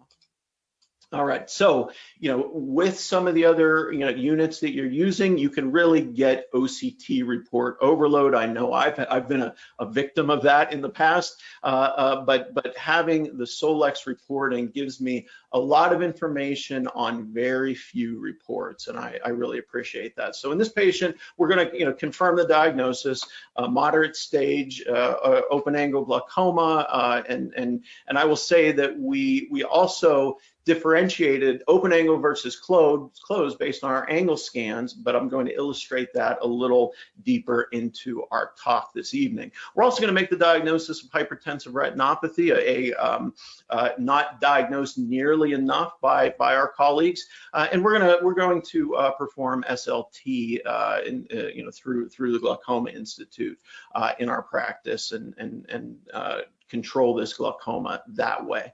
So you can see how easy it was to confirm that diagnosis, and just a lot of information in a single report. Here's a few other examples that, and you can see here just the nerve fiber layer defect, nerve fiber layer with the deviation from normals. We can see how the nerve fiber layer is affected. In this patient's case, not only are we seeing infratemporal reduced angiography, but supratemporal and a little bit supranasal as well. And so again, the analytics 41 and 38, this is a little more symmetric, but if we kind of parse it out even into the quadrants, we can really see quite a bit of asymmetry there. Next example, infratemporal nerve fiber layer defect, supratemporal here. The en face image is just very, very clear. We see nerve fiber layer thinning, ganglion cell complex thinning, and again, we're seeing this big, this large vessel density reduction, reduced perfusion on angio, and going into the analytics, 48 and 37 difference. So a really large difference there on angiography. Again, really classic for glaucoma. In the left eye, you can see, at a glance, it's just, beautiful how we're able to see the reduced vessel density on these reports. Still another example, infratemporal thinning, quite a bit of vessel density asymmetry. In fact, superiorly, we're actually looking pretty good, but infratemporal, the most common area, infratemporal damage in glaucoma, we all know that. We can see over here how thin this nerve fiber layer defect is. We can see how it goes right across the ganglion cell complex, across the raphe, and look how that just jumps out at us on angio. And looking at the analytics, superior and inferior, it's not all that different because this is such a small area. But when you break it down into quadrants, you can really see the difference between 48 and 40 is very significant. And so having the quadrants and the hemifield on vessel density, the OCTA metrics is really, really beneficial to me.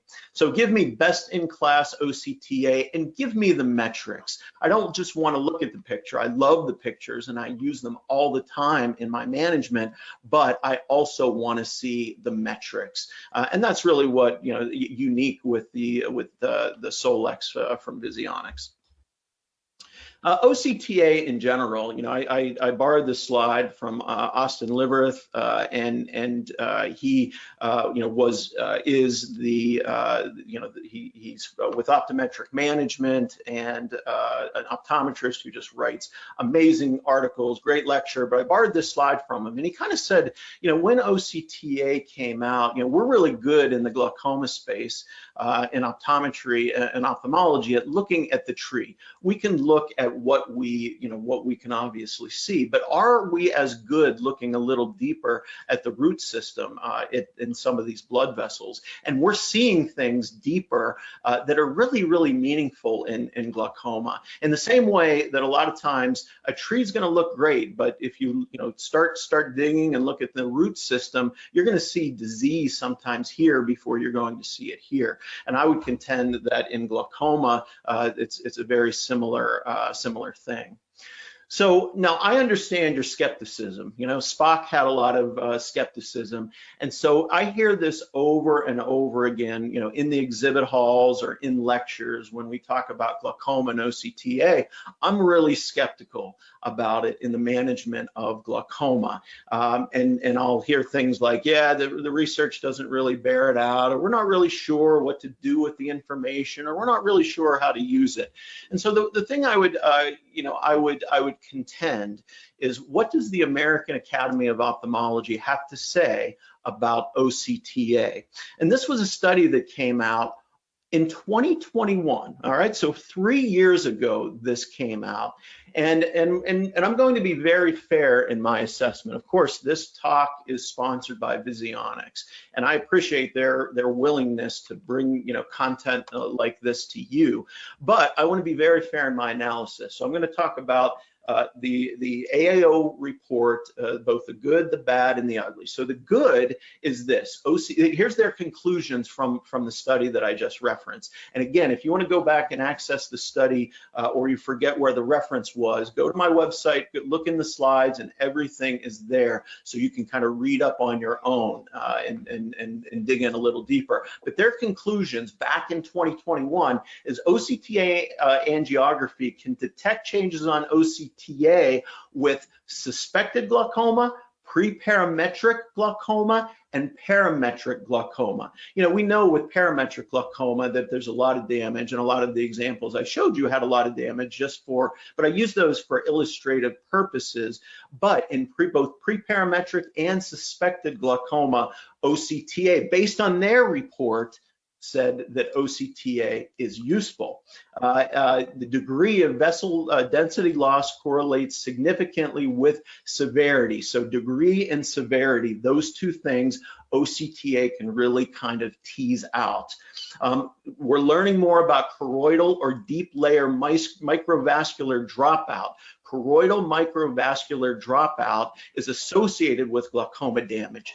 We've not really even scratched the surface as it relates to looking deeper in the choroid.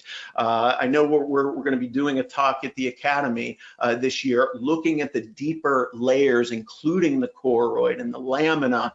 And so I hope that you're able to attend that at the Academy. But point being is, when it comes to the choroid, there's some emerging information that says that might be where we need to be looking in the management of glaucoma. And finally, we're going to find faster rates of disease progression. So we're going to see progression on OCTA in a slightly different way than we see on conventional OCT, and that might be really, really valuable. So again, these are conclusions from the Academy of Ophthalmology 3 years ago, not 6 months ago, not 3 months ago, 3 years ago, and there's a ton of data to support it since then.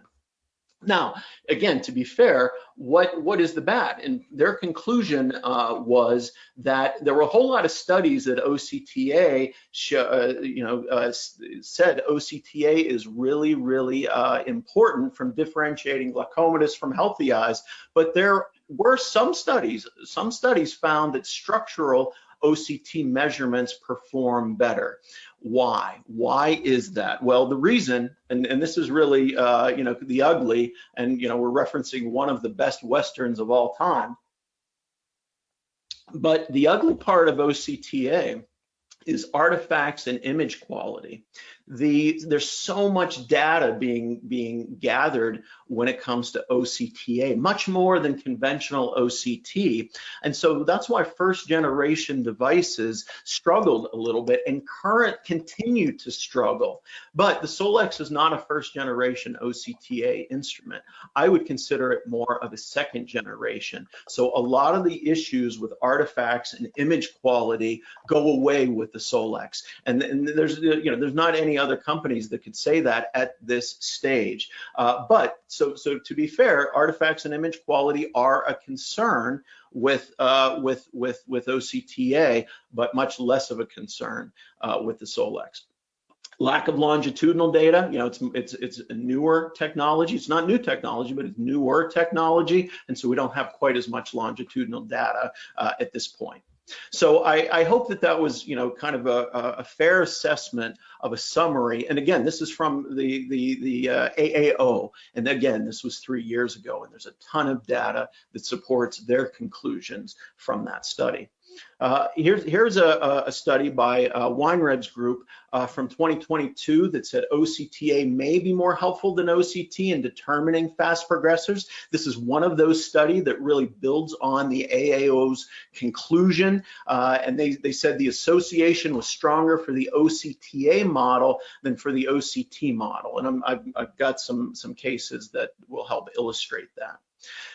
Now, again, choroidal microvascular dropout, not to be confused with beauty school dropout, but choroidal microvascular dropout, what is it? It's, again, looking at the choroid. We're looking at the choroid here in this area in yellow, you know, adjacent to the optic nerve head. This dark area, looking deeper into the choroid, you can see it's just dark. So there is no blood supply. So looking at that particular area, and here's a couple of other studies. Here's choroidal microvascular dropout right in this area. So this dark area adjacent to the optic nerve, kind of like a beta zone that, you know, we've heard about in the past, kind of right in this area is not getting blood flow. And that's really important, we're finding, in the management of glaucoma. And you can kind of see that visual field defect that it approaches fixation.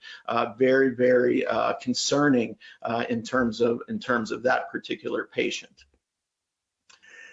One of the most difficult challenges we have in the management of glaucoma is trying to parse out whether or not high myopes is this stretching just myopic stretching, or is it myopic stretching and glaucoma? It can be a real challenge looking at that. And so this comes from a presentation that we did at the Academy, I think it was 2 years ago, maybe last year, where we looked at these choroidal microvascular dropouts in high myopia.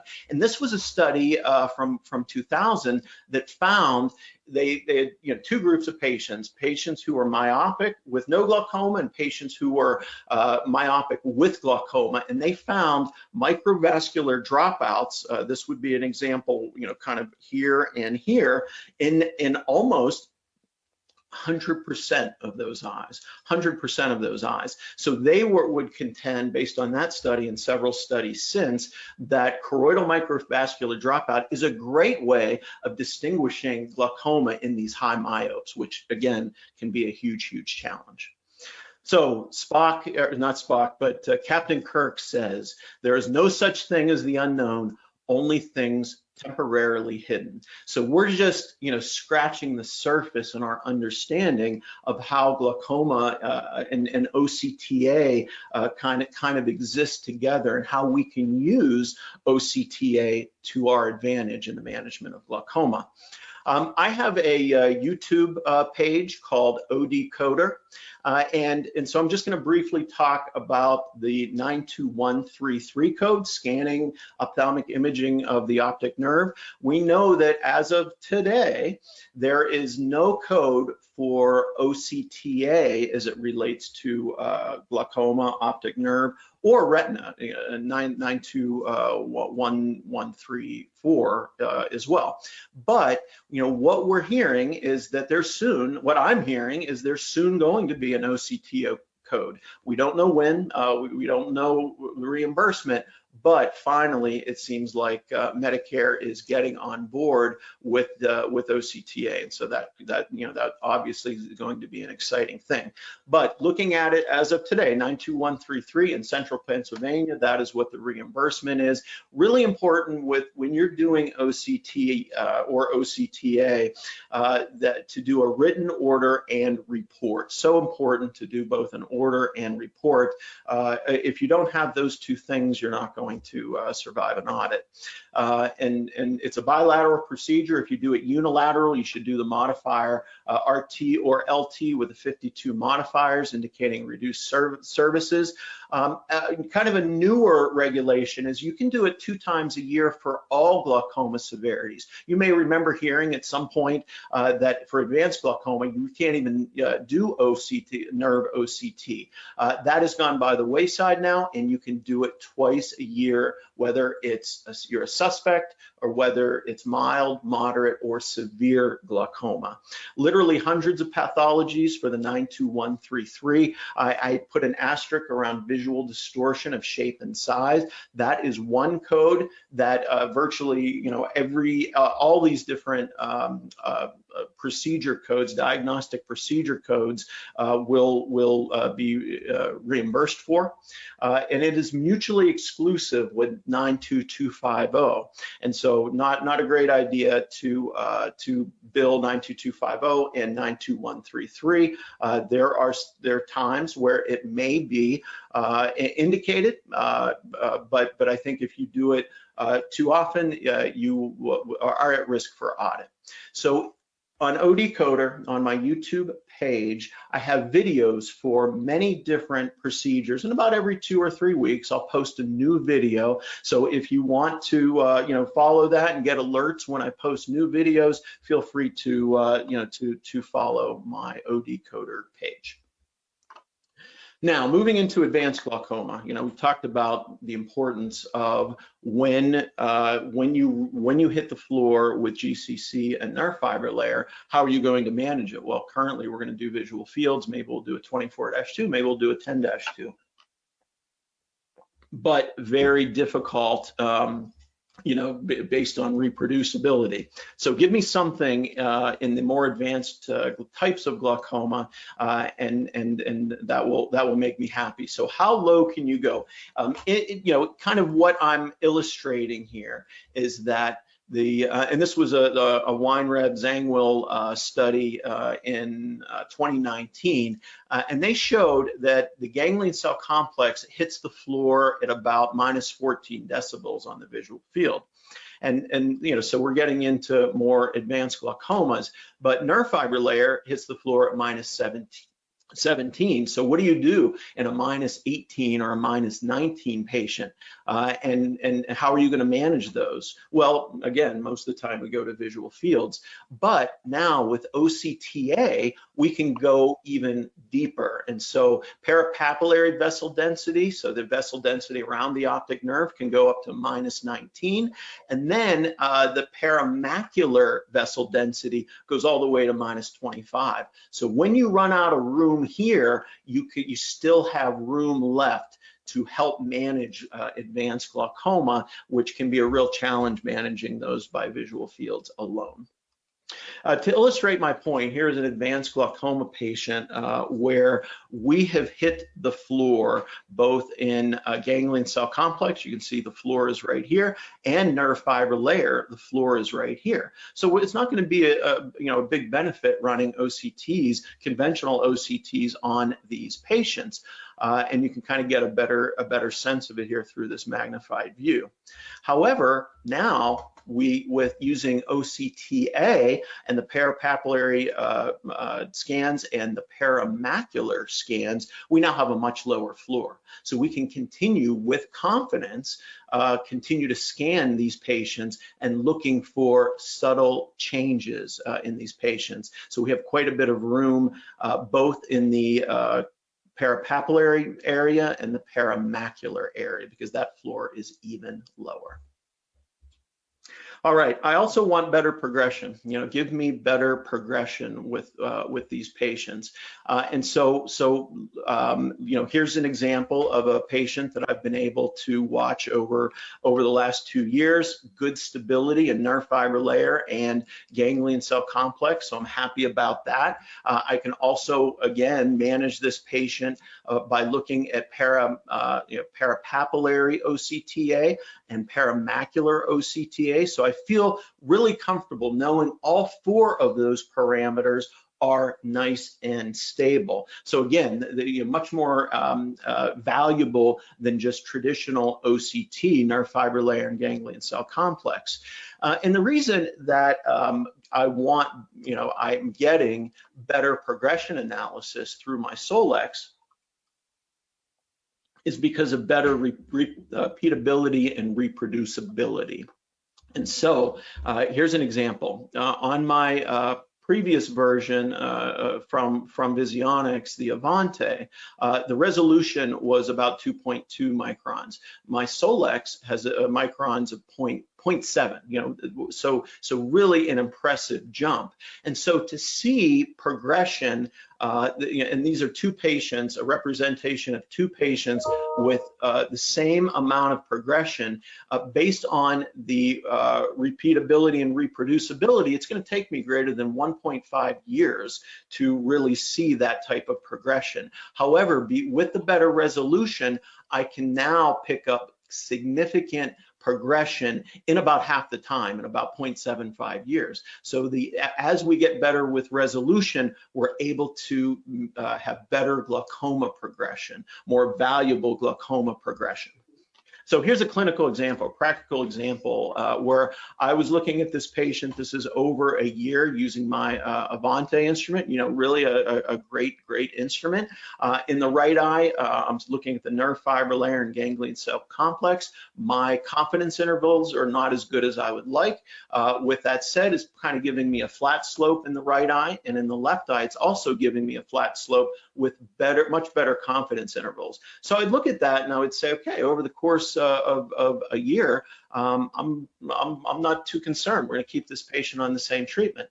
The exact same patient, we took a measurement, we took a scan on the Solex, 6 months ago. And so not only because of better resolution, am I going to get more accurate data based on the reference database. For example, my previous unit is saying, from a ganglion cell complex standpoint, from here to here, that could be significant.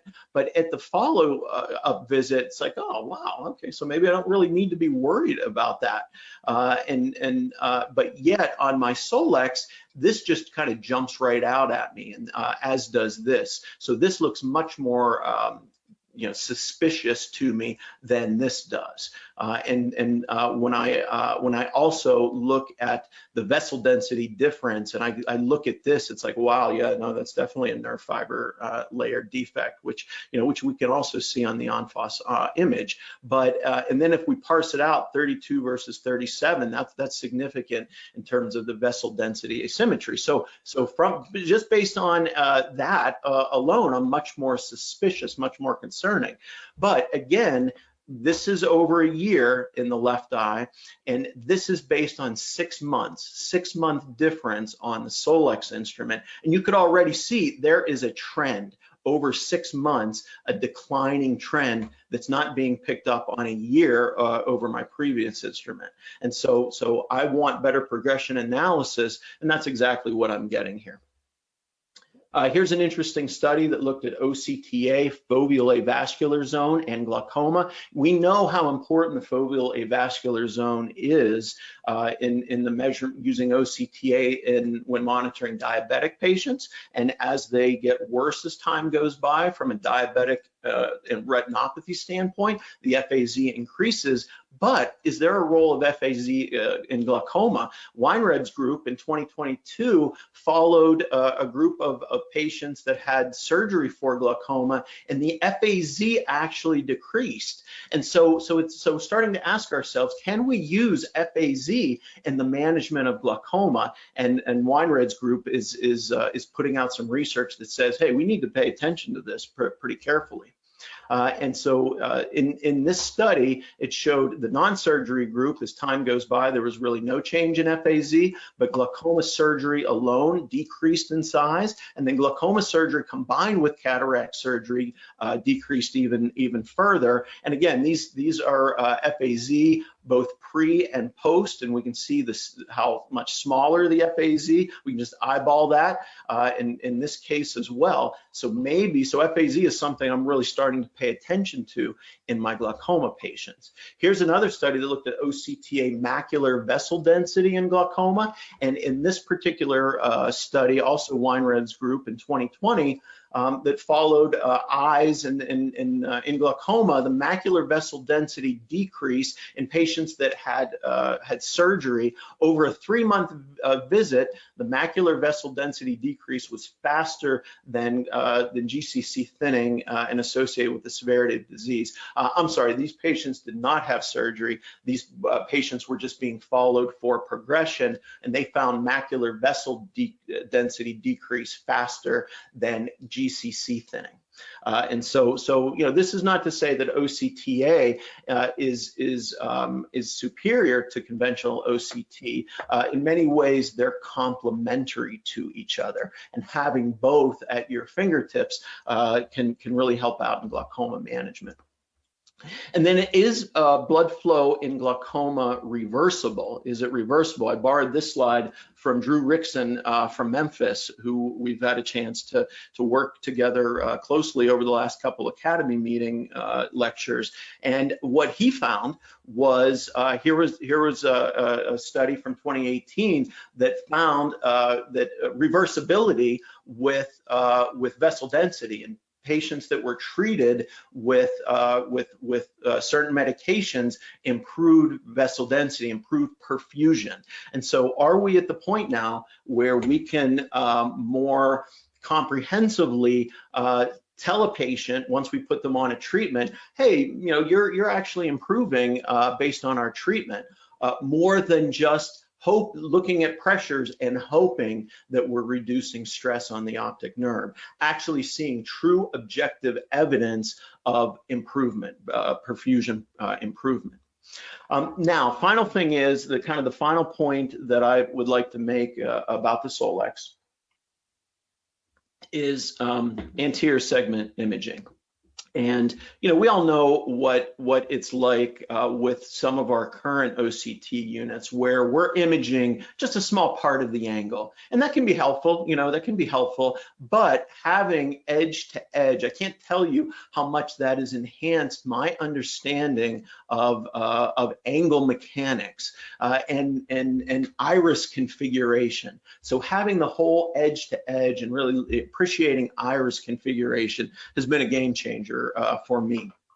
And so this is what we're used to. We're used to imaging just small sections, and again, that can be helpful, but having edge to edge is really important. I'm going to illustrate that with a case. And this was published in a review of optometry not that long ago, so you can dive in more. We go into much more detail than we can this evening. So we have a 60-year-old Hispanic male who came in with mild changes in his near vision, best corrected 20/20, +2, just mildly hyperopic. His last exam was 2 years ago. His intraocular pressure using a screening NCT was 14. He only has grade 1 nuclear sclerosis, glare test, very little glare there.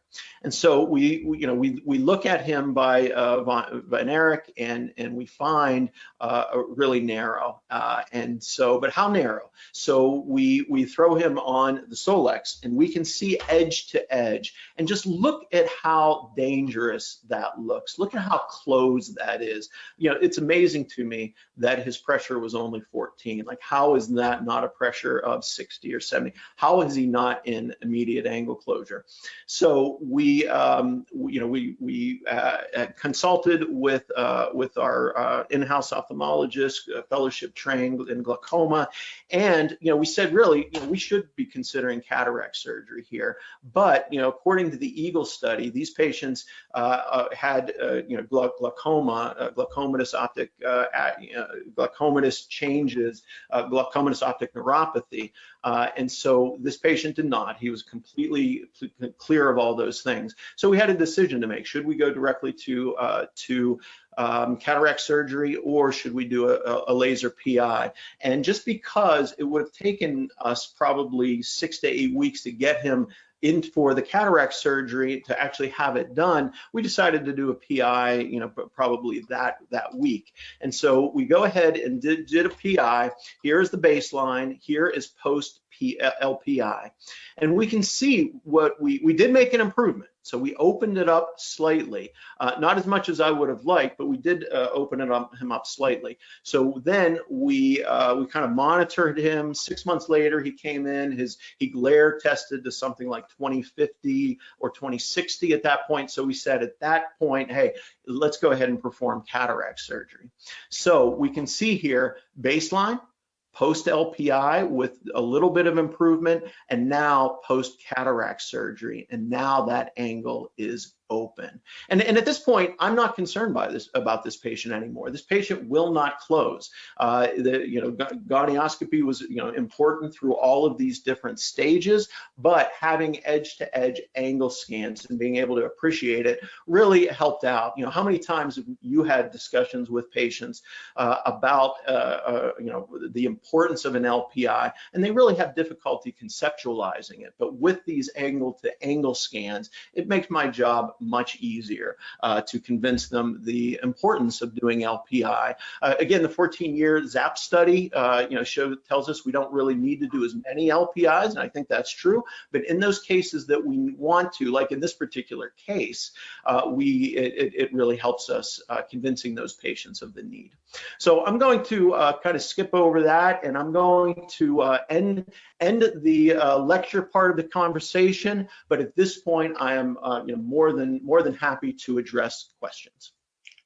All right, well, thank you, Mike. That was really great. And we do have a bunch of questions. And everyone, remember, if you have any questions on the right side of the screen, feel free to type questions into that box, and we will try to get them all answered.